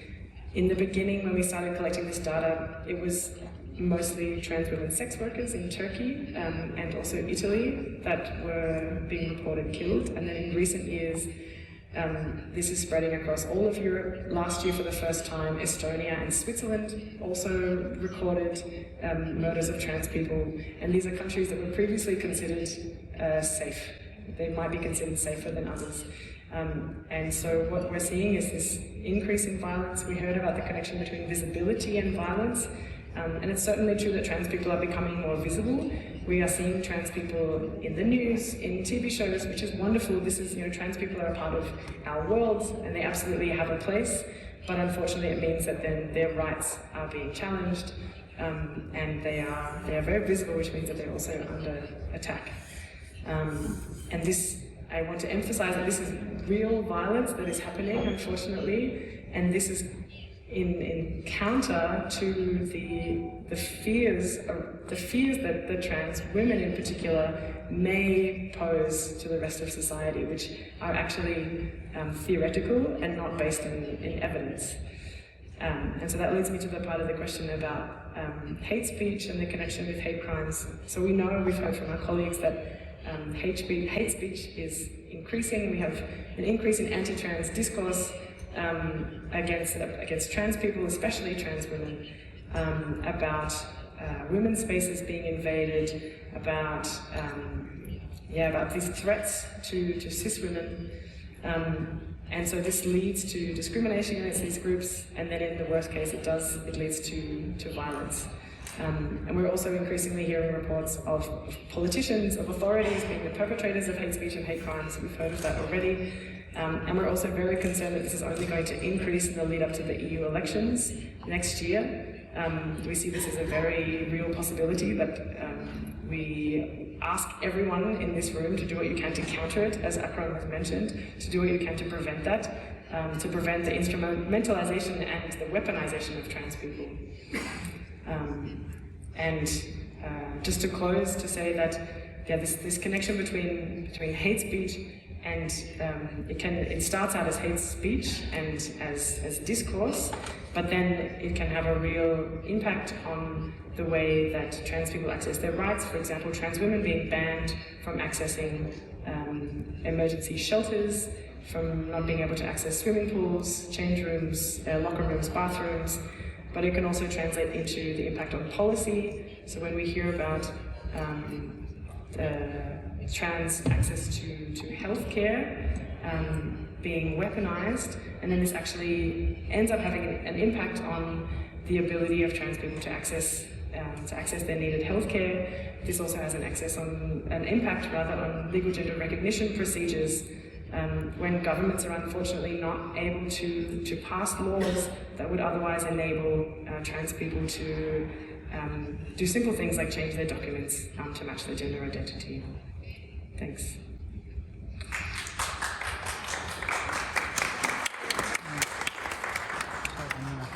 Muchas gracias. Yo creo que la situación de las personas trans es una situación que nos preocupa y nos inquieta, especialmente también a quienes nos calificamos en el mundo de los feminismos como feministas, ¿no? Y ahí yo creo que también la mirada que nos puede aportar Sophie Brown es bien interesante, ¿no? Porque pues en muchas ocasiones hay relaciones, hay interrelaciones, ¿no? Entre los derechos de las mujeres, entre las personas LGBTI, entre las personas trans, ¿no? Todos esos retrocesos que a veces se quieren entremezclar y confundir respecto a quienes pierden y cómo se sitúan los derechos humanos cuando son universales, son para todas y todos y todes, sin entrar en conflicto, ¿no? Y cómo se manifiesta, pues toda esa relación desde la perspectiva de Naciones Unidas, como lo estáis analizando y viendo. Sure, thank you, and thanks for hosting the event, and thanks for inviting me to participate.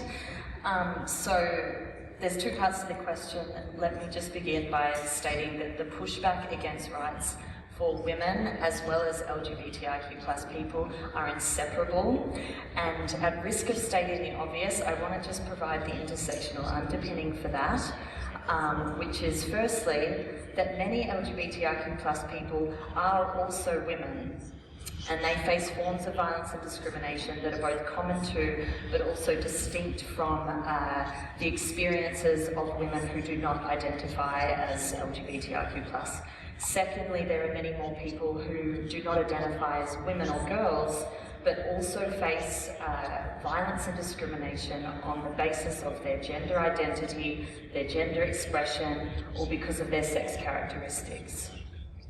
So it's really the gendered nature of the pushback that I think is the common threat here, and therefore I think we need an intersectional gender analysis in all of our approaches to addressing pushback, to combating hate speech, and that's the approach of the UN as well. But of course the pushback is not a new phenomenon, but there are key features that set the newer anti-rights movements apart from what we've seen in the past, and those features are many. I just want to highlight 4 particular ones today. So those are the key drivers, the claims framing that we're seeing, the alliances and the actors and the tactics that are used across both areas of pushback. So let me just break down those areas for a moment.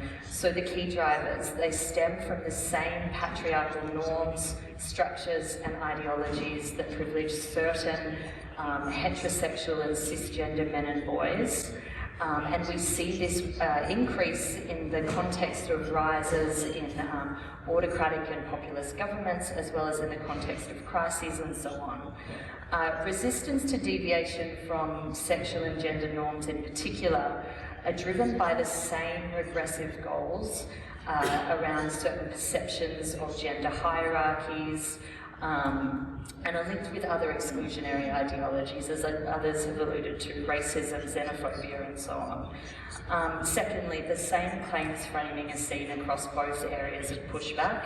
So there's quite a long history of portraying the concept of gender, as well as the gamut of LGBTIQ plus human rights, sexual and reproductive health and rights, comprehensive sexuality education and so on, as being in opposition to social order, to morality, to so-called traditional family values, and certainly we've seen that in UN spaces, at least since the early 1990s. But what we're seeing in more recent times, as I think everyone is familiar with, is the way that this coalesces these days around a framing of fighting gender ideology, which seeks to capture the broad opposition to all of these areas of rights, but also really lasering in on transgender rights, as Francesca and others have already highlighted. And you know, debate has come up a bit, and I think one of the other claims framing and tactics that we're seeing is around this framing of LGBTIQ plus realities as up for debate.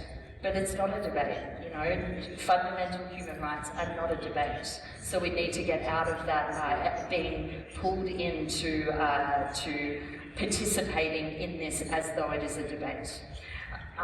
Thirdly, the same actors and alliances are seen across both areas of pushback. They're increasingly joining forces across regions and sectors.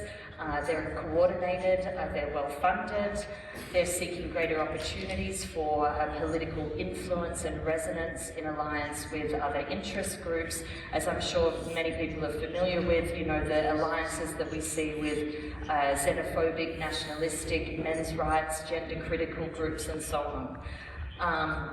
They're increasingly in national political, legal and policy spheres, theology, media and various parts of civil society. Fourthly, the same tactics are used across both areas of pushback.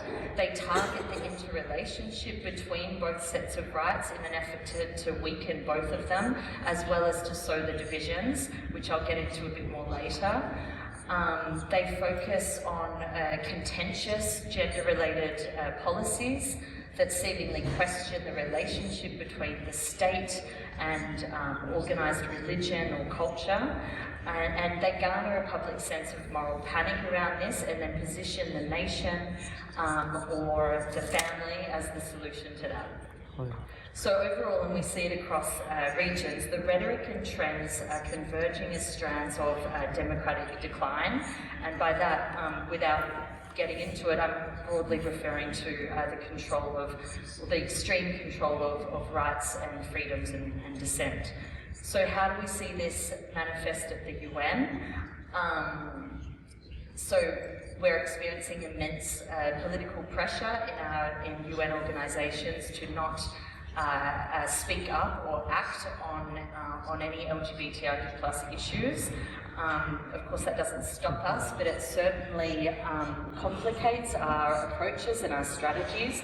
And I mean that institutionally, intergovernmentally, as well as operationally. So just quickly, with regards to the intergovernmental sphere that I'm sure some of you work in, of course these actors have been around these spaces for quite a long time, but what we're seeing more and more is an increasingly formal presence within member state delegations that systematically seek to undermine human rights treaties and mechanisms, as well as dilute and question gender-inclusive language and human rights standards.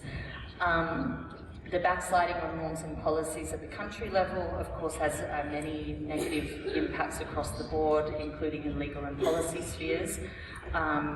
For the UN, it impacts directly on our ability to work on certain policy and programmatic issues at the country level, and the shrinking of civic space at country level absolutely impacts on the UN's ability to reach, to coordinate with and support civil society actors on the ground and our partners. Lastly, as far as the UN system is concerned, as you mentioned, I work in UN Women, so for me, and particularly in my role, I really see that UN Women is situated on the tectonic plate of this combined pushback and these tensions. And by tensions, I'm referring to the proliferation of anti-gender narratives in some women's rights spaces. And overall, the pushback hampers substantive gender equality efforts in a number of ways, from policies to feminist organising, and really seeks to divide those who should be united on gender equality and human rights efforts. Muchas gracias, Sofía. Esas narrativas, ¿no?, que mencionas tienen mucho que ver con la desinformación, y ahí Magdalena Bryczynska pues nos puede aportar mucho análisis, ¿no? Dentro de esos discursos de odio es muy importante incidir en la importancia que tienen todas estas técnicas de desinformación, ¿no? Quizás lo que nos gustaría conocer es de qué manera y a qué velocidad se van abriendo camino en la sociedad los bulos, la desinformación acerca del colectivo LGBTIQ+, y quiénes son los grandes promotores de estos bulos en Europa. Thank you, and thank you for actually including this information part to this discussion, because I feel that conferences that focus in general on disinformation tend to switch to different topics than social disinformation, and it's very important to talk about this in context. So when you want to answer the question why we believe into disinformation, why it spreads so fast, we need to understand a few different levels. And first we need to look at ourselves, because we all follow some cognitive biases, and we all tend to be influenced by them. Whether we want to believe more our family or friends, or whether we want to not double-check information that we already want to believe that are true, right? This is how internet bubbles, social media bubbles are being created, because we tend to follow information we agree with. But that's just the first step, right?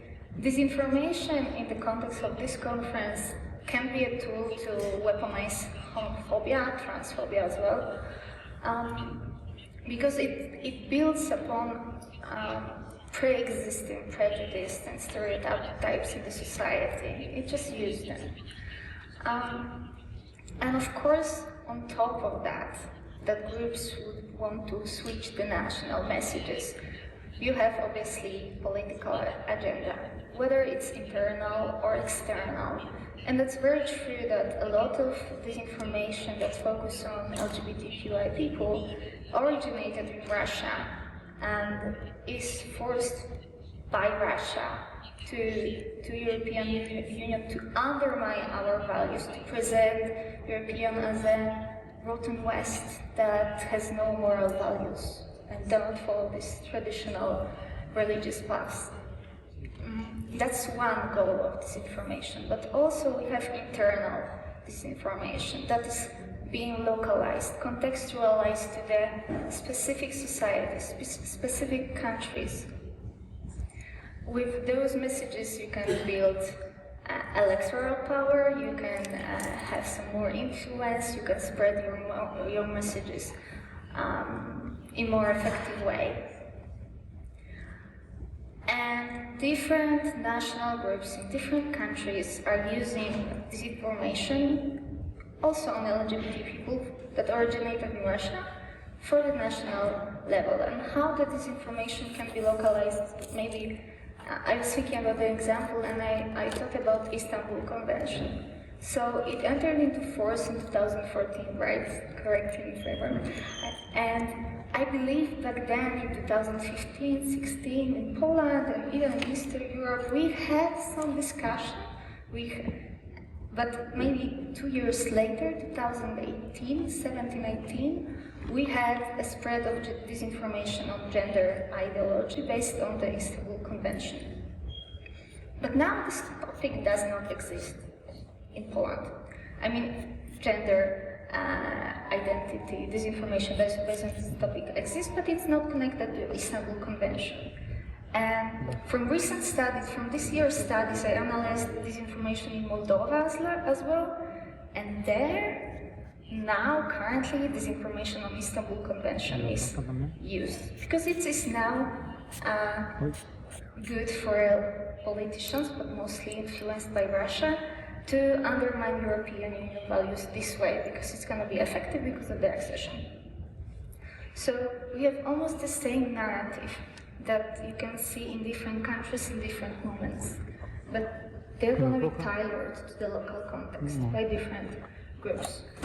The localization also can be kind of perceived. So let's say we have Pride Month, right? We know, and a lot of people who work in disinformation are trying to prepare themselves that during the Pride Month, we will have increase in disinformation on LGBT people, because it is a hot topic in disinformation that month. And when we speak about, we said about prevention and countering narratives, this is also important in this context to think about pre-banking and preparing yourself to pre-detect disinformation narrative, prepare and spread positive, not even counter narratives, but positive narratives before those peaks that we can predict. And maybe that's gonna be more difficult to spread them. But another thing that makes disinformation so easy to go is to polarize and antagonize people against specific NGOs, ministers, right? Specific targeted laws, specific person, specific activists. That's a very effective mechanism. And what is also important to say in this aspect is that disinformation about LGBTQI people has a huge history. It is definitely longer than COVID, right? And I'm a huge fan of European Digital Media Observatory reports. I totally recommend those. And when you look at them, you can see that we have general trends like COVID, war, in the disinformation, right? And climate crisis, really important now. But month after month, in their reports, you will see that LGBTQI disinformation will be used and it's constant, it's always there. This is why it's so easy to follow these messages, because we are never leaving this infosphere where this disinformation is present. So yeah, maybe I will stop here. Thank you. Muchas gracias por el esfuerzo. Yo creo que a veces no se nos puede olvidar que hasta 1990 la homosexualidad estaba dentro de la Organización Mundial de la Salud como una enfermedad, y hasta el 2018 no se replanteó un poco lo que era la disforia de género, como queramos ahora nombrar, ¿no? Es decir, que ahí tenemos la losa de que hasta hace un poquito éramos enfermos, éramos enfermas, y por tanto, bueno, pues esta desinformación también cala y moja sobre un terreno que hay que deconstruir, ¿no? Y que es importante. La firma en Calvaya. En este segundo turno de respuestas, yo creo que es importante que si alguien quiere incorporar algo a la conversación que se ha dado, pues que se sienta con la libertad de poder hacerlo. Sí que vamos a reducir un pelín el tiempo a 3-4 minutos para que nos dé tiempo a terminar más o menos en hora, y sobre todo para que dé tiempo a, si se quiere formular alguna cuestión o alguna pregunta, pues también haya esa posibilidad, ¿no? Con lo cual damos apertura a que podáis responder lo que yo os pregunto o incorporar algo a lo que ya se ha dicho, pero sí os pido que seamos más escuetitas en cuanto al tiempo. Claro, antes he hablado del 028, de la línea arcoíris, y bueno, para quienes no hemos estado esta mañana por aquí y para quienes yo creo que tienen interés, ¿no?, en saber qué es exactamente y qué función cumple este servicio, pues yo creo que es importante, ¿no?, saber qué vinculación tiene con los discursos de odio y qué es lo que se ha puesto en marcha exactamente desde el Ministerio de Igualdad. Bueno, gracias Violeta. De nuevo, la vinculación es tal que esta fue una idea que trabajamos en el Ministerio a raíz del asesinato de Samuel al grito de maricón, y pensando qué tipo de herramientas institucionales podían complementar y seguir impulsando la lucha contra la LGTBI-fobia, y particularmente cómo intentar proteger a las víctimas de la LGTBI-fobia, teniendo en cuenta que los datos son muy preocupantes, ¿no? Sabemos que, antes decía la Secretaria de Estado, no es solo el disco que suena, sino dónde resuena. Sabemos que hay muchas situaciones que implican un mayor o menor grado de violencia LGTBI-fóbica en muchos contextos cotidianos de las personas LGTBI, en el colegio, en el trabajo, en la familia, en los espacios de ocio. Que muchas de ellas incluso pueden ser no malintencionadas por parte de quien las ejerce, seguramente desde una posición en la que no pretende herir, porque parte de lo que consiste la LGTBI-fobia es en la normalización y en la naturalización de esas bromas, de ese estigma, de esa burla, ¿no?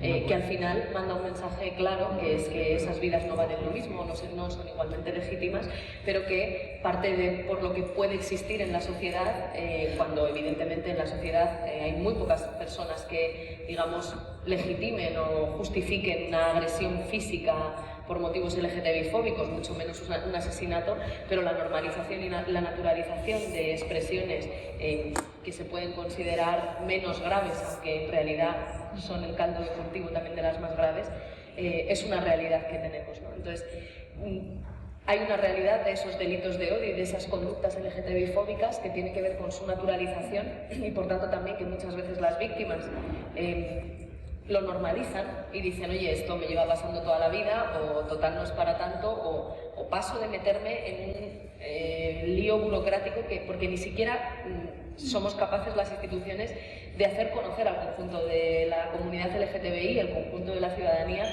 los derechos que asisten a las personas LGTBI, ¿no? Y que en realidad lo que te está pasando es violencia, lo que te está pasando es discriminación, lo que te está pasando es algo que no debería ocurrir en la sociedad, y la institución tiene la obligación de protegerte. Entonces, en lo concreto, esa línea 028 pretende esto, ser un servicio de atención integral para cualquier persona que sufra una situación de violencia LGTBI-fóbica, entendiendo que esos discursos y delitos de odio tienen digamos, están tan naturalizados que hay muchas personas que pueden sufrir esa violencia y no saber qué hacer, y que necesiten sentir que hay instituciones que son lugares seguros donde les pueden informar de cuáles son sus derechos y acompañarles también emocionalmente en esos momentos, y por tanto que es obligación del Estado dar protección y garantizar los derechos de las personas víctimas. Por eso es un servicio que va a atender 24 horas al día en todo el territorio. Ya hay ejemplos en algunos territorios de nuestro país en los que este tipo de servicios se estaba prestando, y por supuesto lo haremos en coordinación con otras administraciones como son las comunidades autónomas, ¿no?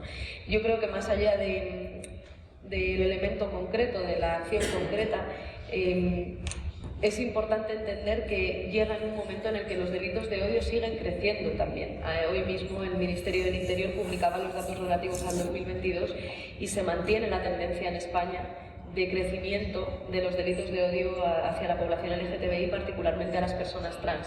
En España el mayor número de delitos de odio es contra personas racializadas, pero los que más crecen proporcionalmente son los delitos contra la población LGTBI. Eso pasaba ya en los datos que teníamos hasta ahora, pero hoy el Ministerio del Interior publica los datos que confirman esa tendencia, y por tanto este tipo de servicios son, yo creo, más importantes que nunca, como digo, en lo concreto, porque hay muchas personas que pueden necesitar conocer cuáles son sus derechos, saber que las instituciones son lugares seguros, pero y por tanto recurrir a ello para poder acceder a sus derechos, en un contexto además de alta infradenuncia de esos delitos y de esas actuaciones LGTBI fóbicas, pero también que lanza un mensaje al conjunto de la sociedad, que es que las vidas de las personas LGTBI importan, que vuestras vidas, sus vidas, todas las vidas importan, y por tanto que las instituciones son lugares seguros, y eso en un contexto en el que también la LGTBI-fobia se reproduce desde las instituciones, cuando esto no debería ocurrir, porque como decía antes, los representantes públicos, todos tenemos la obligación de hacer cumplir los derechos humanos, pero si aún así eso está ocurriendo, tienen que saber que las instituciones son lugares seguros a los que pueden acudir para defender sus derechos, y sobre todo que detrás de ello lo que hay es que sus vidas tienen sentido, merecen la pena, son tan legítimas como cualquier otra y que no están solas. Muchas gracias, ministra, por la medida y por el trabajo que se hace desde igualdad para los derechos LGTBI y para los derechos de las mujeres. A la ministra de Países Bajos me gustaría preguntarle, ¿no?, cómo se considera que es la forma más efectiva para fortalecer a las organizaciones LGTBIQ para combatir, ¿no?, todos estos discursos de odio, y cómo se puede hacer para que reciban apoyo institucional, ¿no?, el apoyo institucional cuando otras no lo reciben.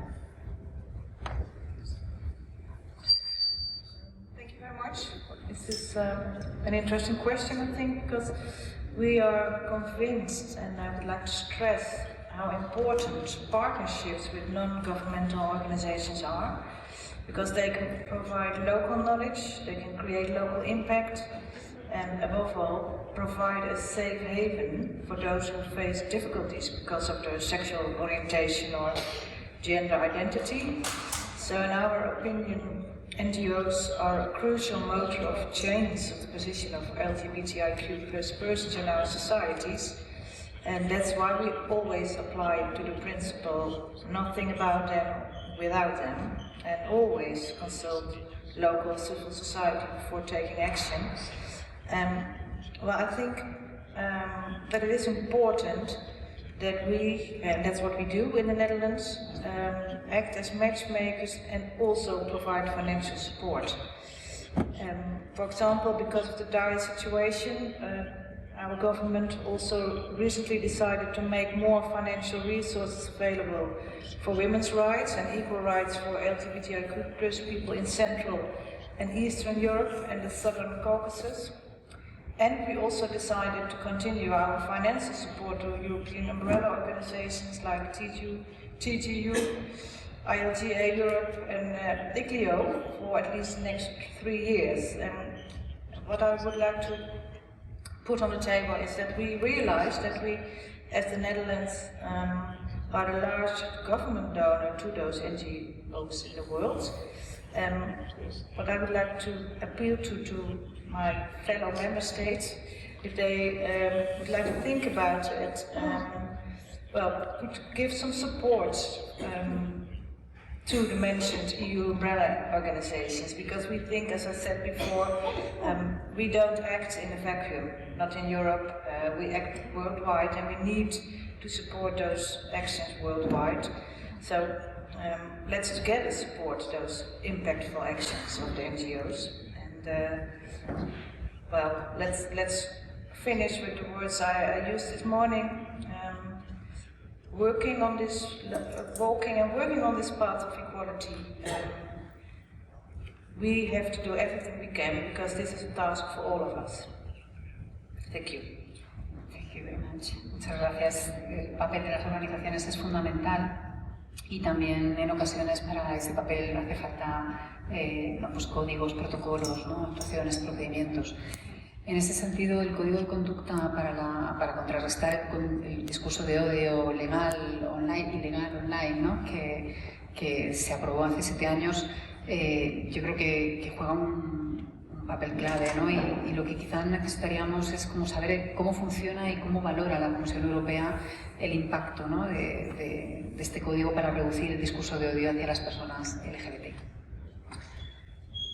So for the first, maybe just to reiterate that several speakers on the table, so they have already mentioned how important the illegal hate speech is, and how increasing new phenomenon it is also with the new media. And therefore, so even prior to the adoption of our LGBTIQ equality strategy, already mentioned it so in 2016, so we have started to work with the key IT platforms on the voluntary basis. This is the code of practice, code of conduct, so that you have mentioned that in practice actually is looking for engagement on the voluntary basis with the key platforms. So now we have 9 platforms. We started with Facebook, Twitter, YouTube, and Microsoft, and now so we have engaged already in the meantime, so Instagram, LinkedIn, Snapchat, Viber, and Twitch. On the voluntary basis, these platforms, they are actually doing in the margin of the code of conduct 2 things. So they are engaging in noticing and also action mechanism, because they first try to review, and if necessary, because it is illegal hate speech, according also the national legislation when transposing the framework decision that I've been speaking about in the previous, answering the previous question, so they are taking down this illegal content. And it is working rather well, but of course it is based on this national law which is transposing the framework decision. The second aspect is engaging civil society, because there are those cooperative platforms where the multi-stakeholders organizations are working together in order to address those challenging and developing societal challenges through the different ways of addressing them. And many of you also mentioned that this backslash and also anti-gender narrative. So that this is precisely the platform which is working jointly on the way, so how to address them and eventually build up on the counter-narrative. Now, since 2016, so we as a Commission, so we are engaged in the monitoring of the action, mostly of the platforms. Of course, we are supporting this platform as well. And I have to say it has been rather successful, because the percentage of the removal from 2016 was around less than 30%, so now we are around 60%. So it has been really a very solid improvement. However, as some of the speakers mentioned already, unfortunately the hate speech against the LGBTIQ people is the 3rd most spread one. So therefore, so we have taken also based on this experience and action, and we have adopted very recently the new Digital Service Act in 2022, end of the year entered already in force, which is actually pushing those agreed mechanisms at the voluntary basis on the legally binding base. Now, so all the big platforms, which has a turnout of more than 450 million per month, so they are obliged, legally binding. It is already in force, and from February next year it will be punishable. So that means that they have to turn down illegal hate speech, hate crime, and they have to cooperate. There is also much easier access to complain, to have information, to understand how the platforms are actually operating. And there is also very important trust access of the fact-checkers who can cooperate with the platforms in order to make sure that illegal hate speech is detected, removed, and eventually also there are sanctions following these things. Having said that, let me only reiterate what Commissioner Dalli said in her previous speech, that we are now alongside of the middle of our LGBTIQ strategy. You know that one of the key components of it is precisely the safety of the LGBTIQ people. We are working very closely with the member states, also in the margin of the high-level group on combating hate speech and hate crime since 2016, and also since 2021, so in the margin of our LGBTIQ subgroup. And it is very important to use this midterm review of the strategy, also gathering new ideas, see where are the gaps in implementation of the strategy, and to see how more effectively, together with the member states, and now key partners from the civil society, so we can find illegal hate speech even more efficiently. Gracias. Justo en relación al código y a todas las medidas que se ponen desde la Comisión Europea, quería preguntarle a Auge Sangil, ¿no?, en qué consiste el papel de Trusted Flagger que desde la LGBTIQ se está desempeñando. Bueno, llevamos desde el año 2016 participando en las rondas de evaluación del código de conducta, ¿no?, con el objetivo es prevenir y contrarrestar la propagación del discurso de odio. Y desde su firma, como ha dicho, creo que cada vez es una herramienta cada vez más importante, ¿no?, en la que hay que participar y donde se han forjado una cooperación estrecha entre las principales partes interesadas en la lucha contra la incitación al odio del colectivo. Como Trusted Flyer o comunicable, fiable, ¿no?, que somos, el rol de la Federación es el de estar vigilante ante los discursos de odio que se generan en las redes sociales. Sobre todo, fundamentalmente por motivos de LGBTI-fobia. Y a través de este papel que se le ha otorgado a la Federación, tenemos la capacidad de advertir a las plataformas sociales cuando un contenido podría ser considerado un discurso de odio, y a su vez las plataformas sociales entienden que un contenido denunciado por un Trusted Flyer es prioritario, por lo que es considerado con mayor rapidez para su eliminación. En definitiva, los Trusted Flyers o los comunicantes fiables son organizaciones especializadas en las que las plataformas de las redes pueden apoyarse para identificar los discursos de odio de una forma más clara, más rápida, más directa. Y en cuanto a la evolución de estos 7 años de monitoreo, se observa que cada vez más las entidades logramos reportar más contenido y que en términos generales la revisión en menos de 24 horas por parte de las compañías es mayor. Por ejemplo, en el último ejercicio realizado en el año 2022, la tasa media de eliminación fue de el 63,6%, más o menos similar a la de 2021, un 62,5%. Pero si nos fijamos en el rendimiento individual de las plataformas, la mayoría de ellas, excepto YouTube, no aumentan el número de eliminación de contenidos de incitación al odio, aunque sí podríamos decir que la calidad de la respuesta a las notificaciones a los usuarios sí va mejorando en estos años. Solo 3 datos. En el último monitoreo se ha hecho una evaluación desde el año 2016 que comenzó hasta 2022.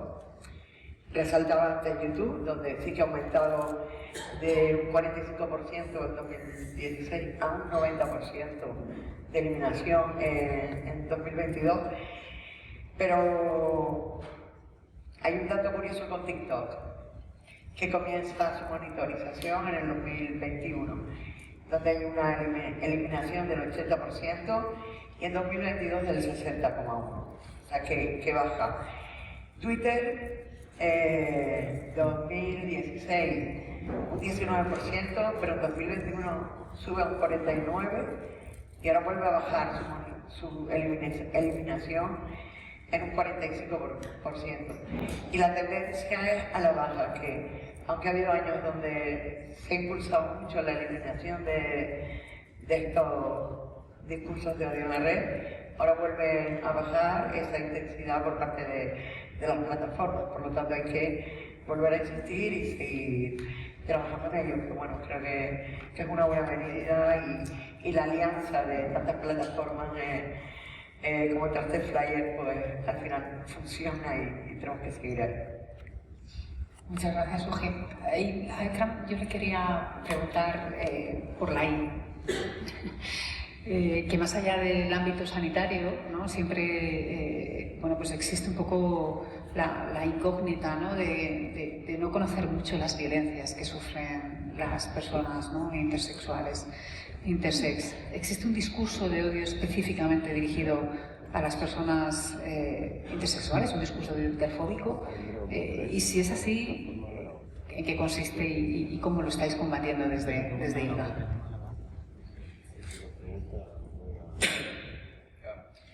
Thank you very much for the question, and I would like to start from just pointing out that maybe for the future, such conferences that there's the organization Intersex International and European branch of it, OIA Europe, and it would be good that if this question would be addressed to them as they specifically working on the rights of intersex people. But I will try to cover because we do work with OIA Europe. So the first message is that as we see from the FRA survey reports, that intersex people are victims of both hate speech and hate crimes. And for example, online hate speech also is quite prevalent. For example, 28% of the victims of hate speech, they received emails with a threatening message or derogatory terms used against them, or they were also left comments on social media as well. And 27% of intersex people also experienced at least once hate speech, which is also quite a good number. But if you look, also ILGA Europe did intersectional analysis, and if you look at those numbers, when intersex people with disabilities, intersex people from the ethnic minorities, including the migrant background or other with multiple identities, then these numbers usually go double at least or go higher. So OIA Europe also did study in 2019 about also hate speech, how hate speech manifests against intersex people, and this is mostly related with the variation of the sex characteristics. And online hate speech manifests in 6 different ways. They were identified, or identified. It's talking about intersex people as anomalies to eliminate. That's the first kind of rhetoric. Second rhetoric is the denial of intersex people's existence at all. So they're not such intersex people. And then third is exclusion of intersex from the discourse of the human sex. So there's only binary sex, as we know, and that's also the exclusion. And fourth one is the fake information from so-called fake experts. They call themselves experts on intersex, and they usually highly medicalized.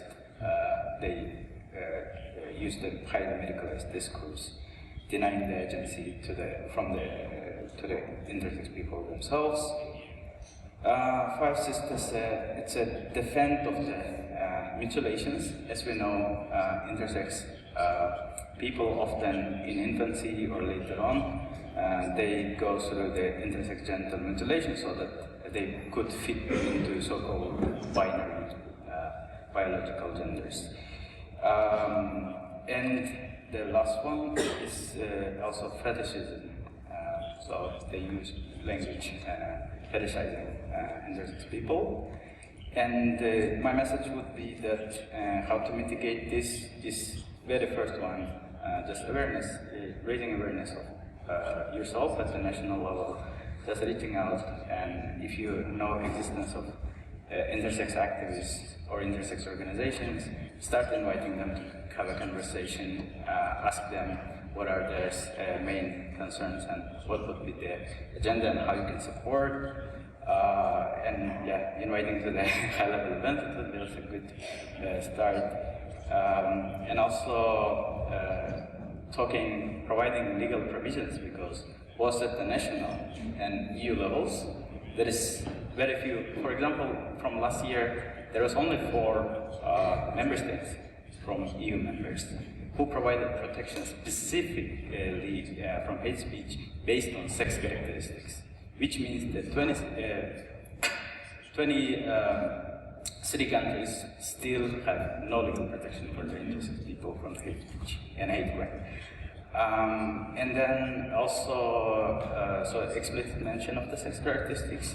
And I think, as a Swedish presidency, I think you could also often at times at the EU level, treaty is being kind of used so that sexual orientation only and sex characteristics is not part of it. But I think there should be conversation depending on the, first of all, history, the time when the treaty was adopted. There was no visibility of trans people, intersex people, and it should be taken into account. And also discussing also with the legal services on the how to broaden the this protection on the grounds to the gender identity, gender expression, and sex characteristics, considering the also case law. So these are the main messages. But yeah, main thing is that please do engage with intersex activists and organizations and talk with them. Yeah, that's my main point.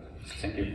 Muchas gracias, completamente de acuerdo, ¿no?, con la interactuación de las organizaciones de activistas. Recuerdo un curso de verano el año pasado que ofreció el Ministerio de Igualdad en los cursos de verano que tenemos aquí en la Universidad en el Rayo que se celebran en Santander, como justo las representantes de las organizaciones intersex ofrecieron un discurso que nos dejaron a todas las personas que estábamos en esos cursos completamente descolocadas, porque es una realidad muy desconocida y que cuando la escuchas por parte de las propias titulares de derechos te das cuenta hasta qué punto hay un grado de discriminación, de invisibilización y de violencia que se está ejerciendo cotidianamente, ¿no?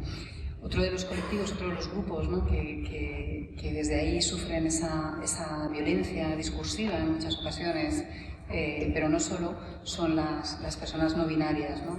En ese sentido, a Francesca Sanders me gustaría preguntarle sobre la invisibilización que sufrimos las personas no binarias, pero que de otras formas también puede manifestarse esa violencia, ¿no?, esa discriminación desde Transgender Europe, ¿no? Pues, ¿qué buenas prácticas venís identificando para combatirlas?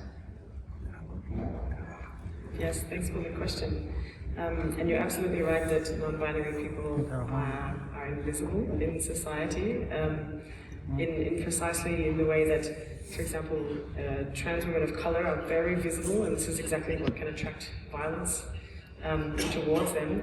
Non-binary people, on the other hand, are very little understood and not accommodated for in society. And this is really significant considering that the FRA 2019 LGBTIQ survey showed that 50% of the trans and non-binary respondents were in fact non-binary. So this is a huge and by some estimates growing share of the trans community. And to start with, maybe a brief definition to say that we use the term non-binary to refer to, it's an umbrella term to refer to a whole lot of different identities that fall outside the gender binary. So for those people who don't identify as male or female, or man or a woman, they can be people who identify as both, as neither. Some people use terms like agender, as gender queer, gender fluid, as two-spirit, as bigender, polygender. There's a whole lot of different ways to identify, plus many, many more. And so we use this term non-binary as sort of an umbrella term, but different people are going to use this in a personal way. TGU and ILGA Europe did a data extraction from the FRA survey from 2019, and one of the things that we found out was that a huge majority, so 96% of the non-binary respondents, had not obtained legal gender recognition or accessed trans-Pacific healthcare, and also that non-binary people are the least open about their gender identity compared with binary trans people. So while society and different societies are starting to understand trans people in general, especially binary trans people, non-binary people are much less understood, let alone catered for in policy and legal frameworks. And even when they are accepted in legal frameworks or where there is possibility to access legal gender recognition, without broader acceptance in other parts of society, these sort of mechanisms actually have very little meaning. And what we've also heard is that some people who are able to access these third gender marker options or no gender marker option can even receive rather a further scrutiny because authorities are not familiar with what this means, and this can also attract attention. So I'd like to, from there, introduce a few moments in a non-binary person's day or an experience where they are going to come across times when their identity is not considered valid, or there is no acceptance of their identity. For example, gendered spaces at work or in public spaces where there are binary gendered bathrooms, gendered uniforms, gendered shelters, gendered public spaces like swimming pools, misgendering when you want to book, for example, a flight or a train ticket. You can have an X gender marker or you can have a non-binary gender marker in your passport, but then if you want to buy a flight ticket, there is very often not the option to choose any other option besides a binary gender option. Non-binary people experience discriminatory attitudes and mistreatment from people who don't understand their presentation, their gender expression, and also their identity. They might experience, as do other binary trans people, mismatching identity, graduation certificates, identity documents that don't match their identity, which then have to be explained, which can then cause extreme frustration and violence, unfortunately.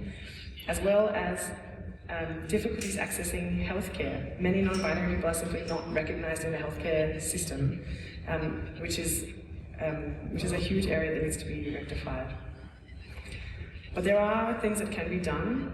So first, looking at legal gender recognition, so official recognition of non-binary gender identities. There are countries that are introducing non-binary options. Germany has a non-binary gender marker option. Malta and Denmark do, although at the moment they don't extend to the birth register, but I do understand that Malta is working to change this. Malta also is the only EU country that has non-binary parenthood recognition, which is excellent. And also in Malta, non-binary refugees are able to change their documents to reflect their identity. But then if an asylum seeker is rejected for their claims for asylum and sent back to their home country, this identity can then cause issues because in their home country this may not be recognised. Iceland, not in the EU, but Iceland has a really good example of a non-binary gender marker as well as parenthood option on the birth certificate. And also just thinking about the way that we communicate with each other, practicing using gender-neutral language. In English, we can use they, them as pronouns that actually work very well. It's grammatically correct. Different people prefer different things, and you can also practice not referring to any person using he or she, but just talking about a person. We can talk about our colleague. I mean, in English it's very easy, and I understand that this is not the case in all languages. So English gives us a lot more options, but I think that it's also, we're practicing this in a lot of spaces. In addition to that, we need to work harder at providing social accommodation. Government actors, civil society organisations, and I mean that also for us. We need to work harder at understanding the needs of the non-binary community and recognising that they are in many ways unique and different from the binary trans community. And then finally, maybe just to echo what has been said before about hate speech, I think that what we can also work on, and this is kind of connected to what's happening with non-binary community, but to resist the anti-gender rhetoric and to counter the disinformation about trans and non-binary people. Muchísimas gracias, Francesca, por darnos esta información y tratar de condensarla, que sé que es complicado, ¿no? Me parece muy importante, para ir ya concluyendo estas dos palabras que nos quedan, Sofía, que nos pudieras como hablar de las alianzas y las coaliciones que en este escenario se pueden dar entre la sociedad civil, ¿no? Las organizaciones de mujeres, las organizaciones LGBTIQ+, desde Naciones Unidas, ¿cómo veis, ¿no? esas opciones, esas posibilidades? Yeah, sure. I'll try and be very quick. I've slashed a lot of what I was going to say. So yes, obviously cross-issue alliances have never been more critical in the context of what we've been discussing today. But in addition to the external forces that we've been highlighting and that I was breaking down before, we also have to contend with, in order to move forward, the dynamics within and around our own movements, and those who should be allied, I'm referring to. So I just want to make 3 quick points with regard to that, and I'm sorry if it seems a bit obvious to some people. First of all, LGBTIQ+ communities, plural, are not monolithic, but have nuanced and diverse needs and demands, especially where this intersects with other characteristics I won't elaborate, as others already have. Secondly, transphobia and lesbophobia are both rife in and around our movements, and this contributes to the pushback. We also need to continue addressing the relative erasure of intersex realities, non-binary, bisexual, asexual realities everywhere. And I see that in my work globally, that's an issue. And then also particularly concerning for me in my role at the UN is the hysteria about gender diversity that is being evoked within some women's rights spaces. And to those who are contributing to that, I want them to understand 3 broad things, which again might be a little bit obvious to some of us here, but I think it's important to highlight that gendered hate speech is a form of gender-based violence, and it stems from and it reinforces gender-based discrimination, and it can directly lead to hate crimes. Secondly, there's a positive correlation between gendered hate speech and surges in gender-based violence against gender-diverse people, sorry for the translators, worldwide. And this is strongly linked with violent extremism, and we have examples of that from across regions. So it's important to understand that the words from within our own movements can exacerbate these trends in particularly toxic ways. Nonetheless, there are many existing alliances that are strengthening, and there are new ones that are forming, and these are really forming as broader, more networked movements for social change. Of course, this is not a new idea. There's a long history of allied activism, and it's particularly interesting and effective where it cuts across race and class and gender, amongst other factors. And this has demonstrated time and again across regions effective approaches to addressing common concerns. And I'm not just talking about common in terms of our own rights, but also concerns like climate change that we're seeing allied activism from. And it's also proven to be particularly effective in withstanding backlash. So looking forward, just quickly, first of all, none of this can actually be done properly without the funding and capacity needed to sustain our movements, and that continues to be a chronic concern across the world actually LGBTIQ plus funding on the whole is less than all of foundation and government funding, and then only 5% of that 1% is distributed directly to LBQ issues and communities. And then if you look at Asia in particular the region that I live in, the data is particularly shocking, and then in Central Asia it's even worse. So just to sort of finish, more than rhetorical solidarity, I think that we must all in our various roles work towards more proactive and mutual solidarity, and by that I mean overtly promoting and adopting one another's goals and priorities and principles of intersectional queer feminist justice, and take localised approaches led by local activists and communities, and that includes things like respecting when visibility is not going to be constructive and it might add to danger, for example. So it's a call on women's advocates to embrace their queer foundations, because they are there always, and respond to the urgency of the threats that we're seeing. It's a call on LGBTIQ plus advocates to treat women's rights issues as intrinsically linked to our own, and also take ownership of gender equality agendas as our own. To governments, I encourage governments to keep going beyond a focus on individual behaviours to more structural approaches around that seek to focus on the systemic condoning of hate speech. Lastly, of course, UN Women has its own unique and important role in all of this, in responding to this combined pushback and to using its own platforms to really assert the centrality of LGBTIQ plus human rights to broader gender equality work. I'm happy to discuss what we're doing later on with anyone. Muchísimas gracias por la respuesta.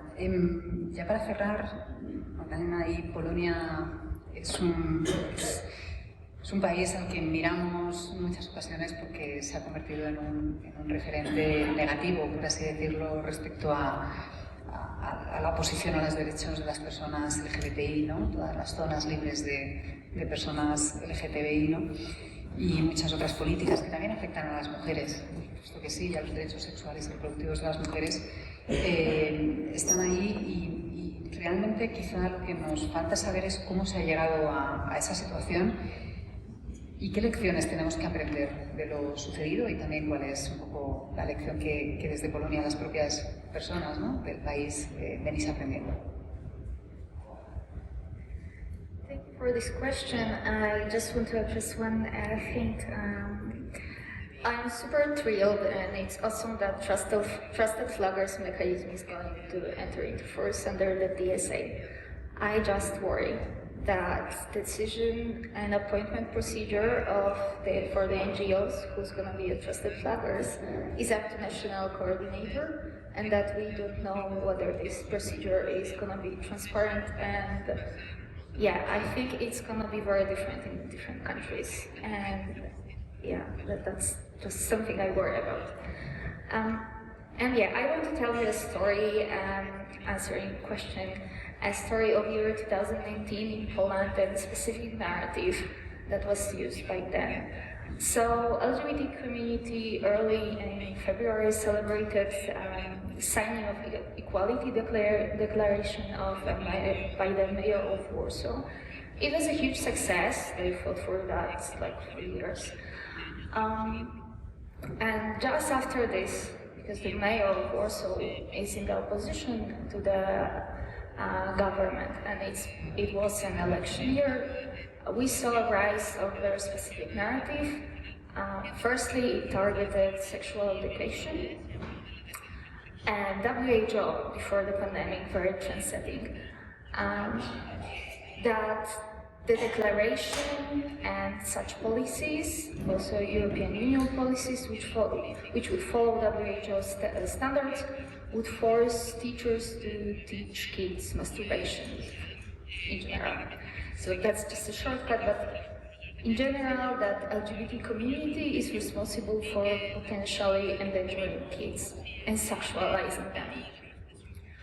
Just a month later, we saw a statement by a very important Polish politician who stated during the election event, leave our children alone.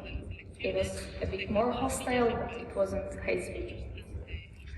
And then the narrative started to change, and it was slowly being dehumanized, going the way to dehumanize LGBTQIA people, stating that they're not people, it's an ideology. And then this narrative was pushed by months. We saw in public media videos where LGBT people would be connected to pedophilia. Obviously, that's a very common conspiracy theory. We saw a very hostile messages.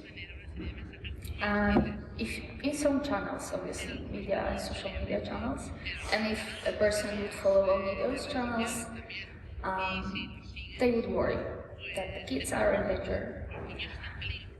And later on, it was June, Pride Month, we had Pride events. We saw clashes of people, and those were not Russian trolls who kicked or bullied her of activists and people in the parade. Those were ordinary citizens that were truly worried about kids' traditional values. Later on, we had parades where a couple brought a homemade bomb that was stopped by the police, this couple, to the Pride event, and that could potentially kill 2 to 5 people. And they actually spent time at home to make the bomb. And later on, we had attacks on the activist offices, and later on, we had elections. And when I spoke with activists, they told me that their focus now, it's not about fighting LGBT-free zones. I will share a bit more about that. No, they're focusing now, after how this narrative grows and grows and grows, they're focusing on suicide prevention of homelessness. This is not a discussion about equality of marriage. So, as to this LGBT-free zones, so those are a declaration made by state district, local authorities. They're not really no-go zones or something like that. Those are just declarations, right? But almost 100 districts signed those, city council, etc. And we fought them in courts. And still almost half of them, I believe, are enforced, but the rest were either withdrawn or challenged before courts. And public administrative courts actually stated that these are discriminatory. So, and we also had the European Union countering those. So the LGBT-free zones that actually gathered a lot of attention was just like the last aspect, right? It was the most common international, like the most present internationally, but before that we had a lot of different narratives, and they were formulated very specifically for a specific message. And lesson learned, I don't know, maybe don't do that, but lesson learned is to actually, I believe that to fund and ensure independence of public media. That would be one solution.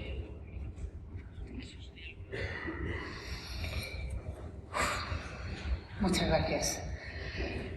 Bueno, estamos muy justas de tiempo, con lo cual vamos a cerrar el panel. El desafío que tenemos es enorme.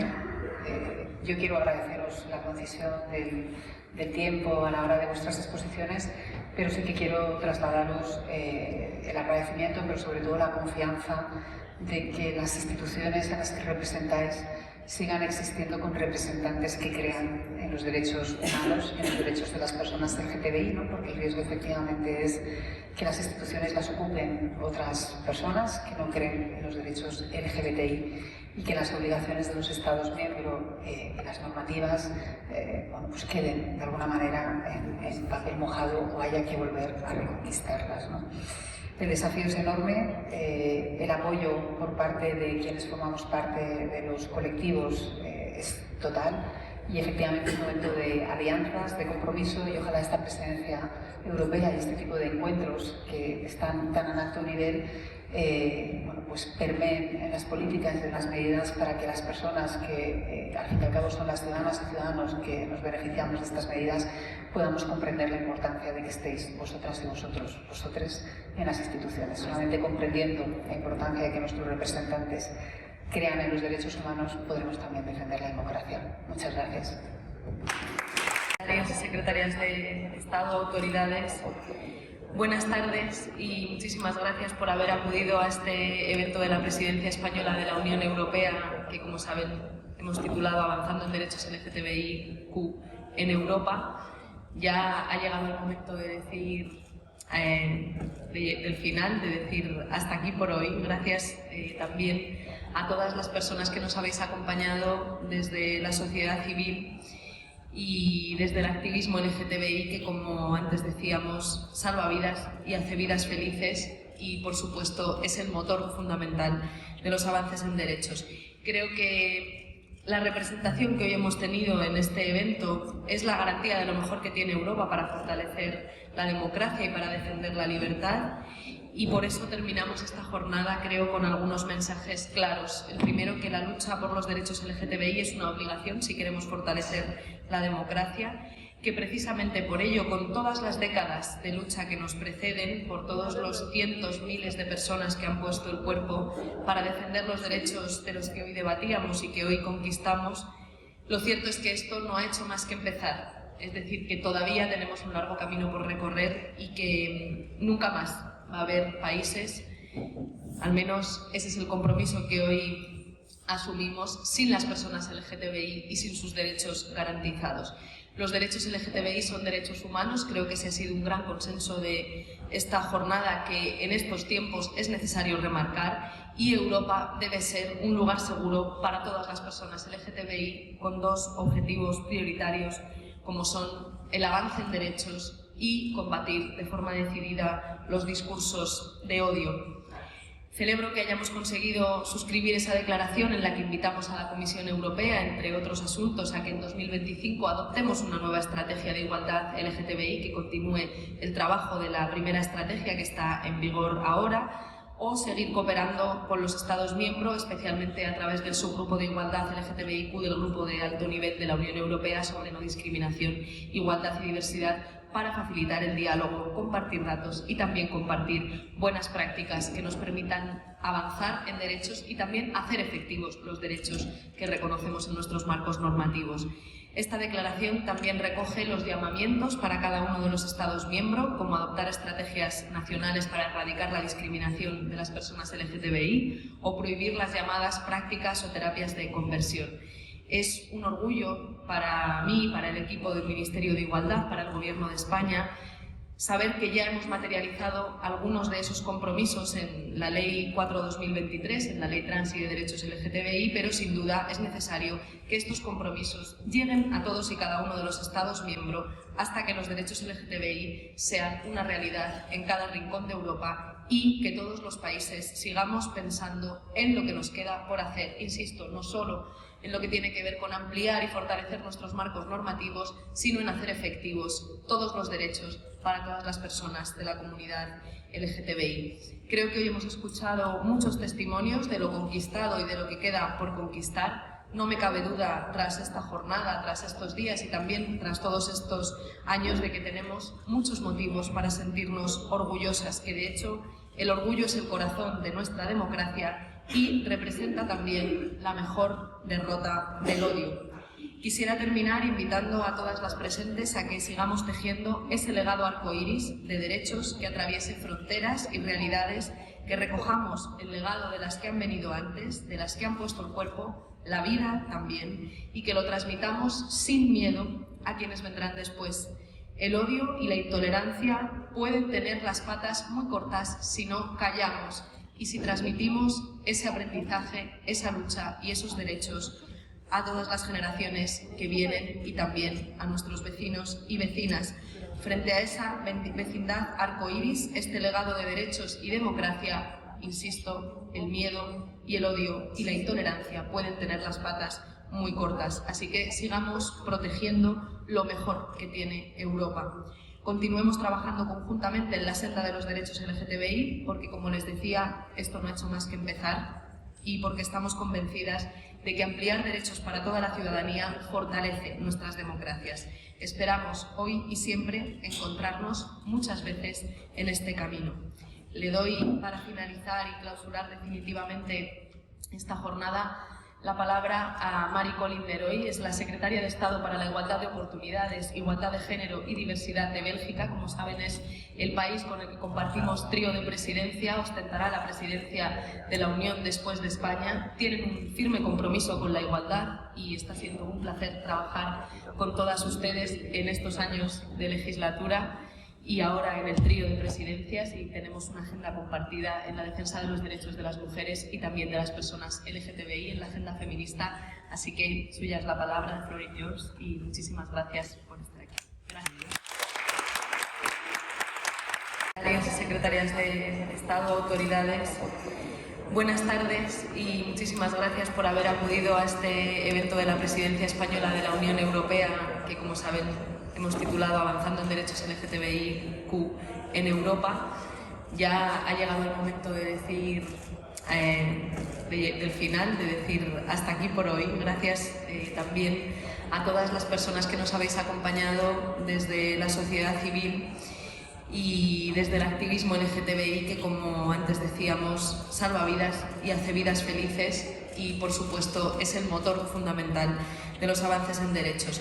Creo que la representación que hoy hemos tenido en este evento es la garantía de lo mejor que tiene Europa para fortalecer la democracia y para defender la libertad, y por eso terminamos esta jornada, creo, con algunos mensajes claros. El primero, que la lucha por los derechos LGTBI es una obligación si queremos fortalecer la democracia, que precisamente por ello, con todas las décadas de lucha que nos preceden, por todos los cientos, miles de personas que han puesto el cuerpo para defender los derechos de los que hoy debatíamos y que hoy conquistamos, lo cierto es que esto no ha hecho más que empezar. Es decir, que todavía tenemos un largo camino por recorrer y que nunca más va a haber países, al menos ese es el compromiso que hoy asumimos, sin las personas LGTBI y sin sus derechos garantizados.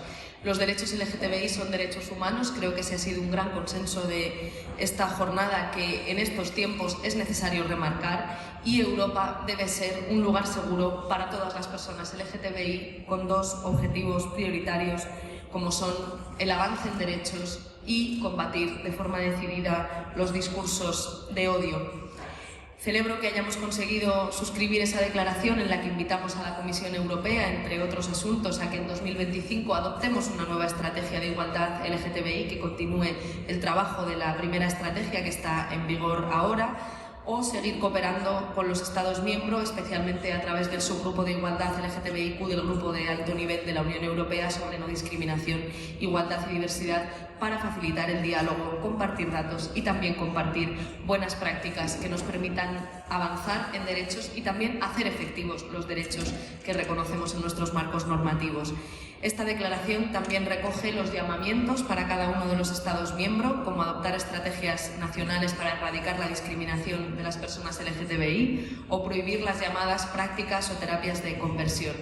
Es un orgullo para mí, para el equipo del Ministerio de Igualdad, para el Gobierno de España, saber que ya hemos materializado algunos de esos compromisos en la Ley 4/2023, en la Ley Trans y de Derechos LGTBI, pero sin duda es necesario que estos compromisos lleguen a todos y cada uno de los Estados miembros hasta que los derechos LGTBI sean una realidad en cada rincón de Europa y que todos los países sigamos pensando en lo que nos queda por hacer. Insisto, no solo en lo que tiene que ver con ampliar y fortalecer nuestros marcos normativos, sino en hacer efectivos todos los derechos para todas las personas de la comunidad LGTBI. Creo que hoy hemos escuchado muchos testimonios de lo conquistado y de lo que queda por conquistar. No me cabe duda, tras esta jornada, tras estos días y también tras todos estos años, de que tenemos muchos motivos para sentirnos orgullosas, que de hecho el orgullo es el corazón de nuestra democracia y representa también la mejor derrota del odio. Quisiera terminar invitando a todas las presentes a que sigamos tejiendo ese legado arcoíris de derechos que atraviese fronteras y realidades, que recojamos el legado de las que han venido antes, de las que han puesto el cuerpo, la vida también, y que lo transmitamos sin miedo a quienes vendrán después.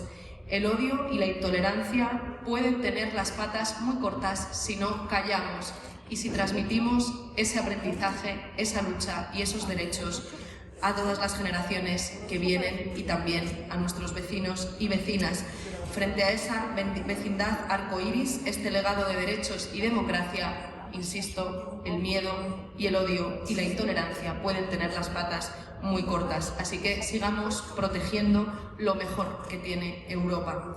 Continuemos trabajando conjuntamente en la senda de los derechos LGTBI, porque, como les decía, esto no ha hecho más que empezar, y porque estamos convencidas de que ampliar derechos para toda la ciudadanía fortalece nuestras democracias. Esperamos hoy y siempre encontrarnos muchas veces en este camino.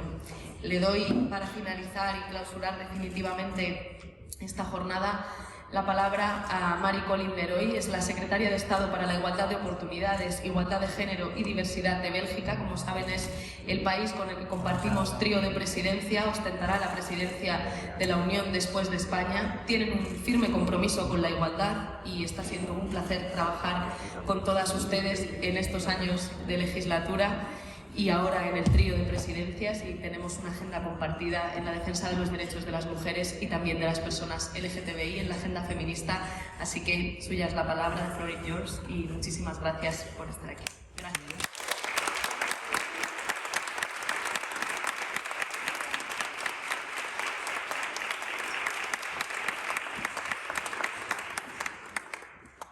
Thank you. What a day! This will definitely be food for the mind for our effort in ending LGBTQI+ phobia and making Europe a real LGBTQI+ friendly union. Recuerdo la voluntad común de luchar por Avanzando de los derechos a través del desarrollo del conocimiento sobre la situación de las personas intersexuales, sobre los avances para asegurarse de no volver atrás. Conocer mejor para deconstruir las representaciones clásicas. Decir mejor para hacerlo mejor es para mí muy importante. Es una responsabilidad pública, política, y aquí nosotros además tenemos la voluntad. I noted also specifically importance to inspire and share policy and legislation between member states. This is also why I strongly support the EU LGBTQI+ strategy. This legislature has shown us what can be done when we have a commissioner with an equality portfolio. We see also how important it is to continue to speak out for the LGBTQI community in the Council and to have a dedicated space to monitor the implementation of the EU strategy. Because all Europeans have every right to be who they want to be, to love who they want to love, and to live how they want to live. I would also like to use the opportunity to invite you already for the Belgium high-level event on the 17th of May 2024. I hope we will all celebrate together High Day in Brussels. What is more, we are organizing this conference in conjunction with the High Forum of the Council of Europe that will take place in The Hague. Thank you for our excellent collaboration with the Dutch government. With the hope of advancing together, I thank the Spanish presidency, all the organizers and speakers for an excellent day of exchange and inspiration. Thank you very much.